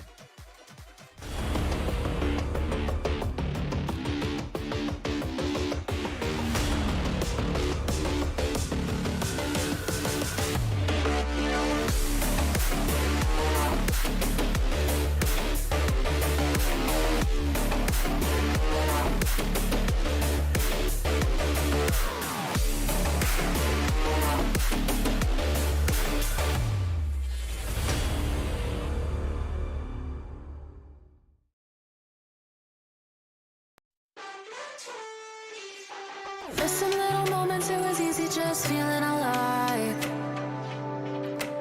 2 a.m. wide awake, talking like we had the whole night.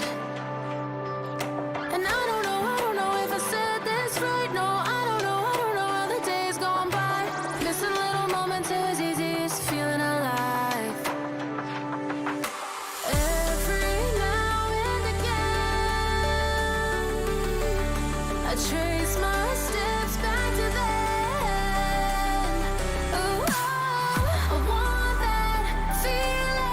It's all that I needed to move on, to feel it. It's all that I needed.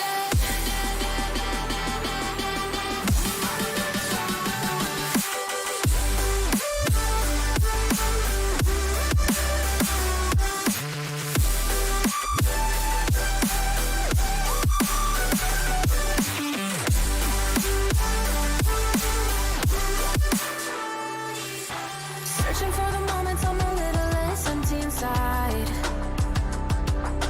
Fewer late nights, cause nobody seems to make the time. And I don't know how to do this right. No, I don't know how the years gone by. Searching for the moments I'm a little less 25.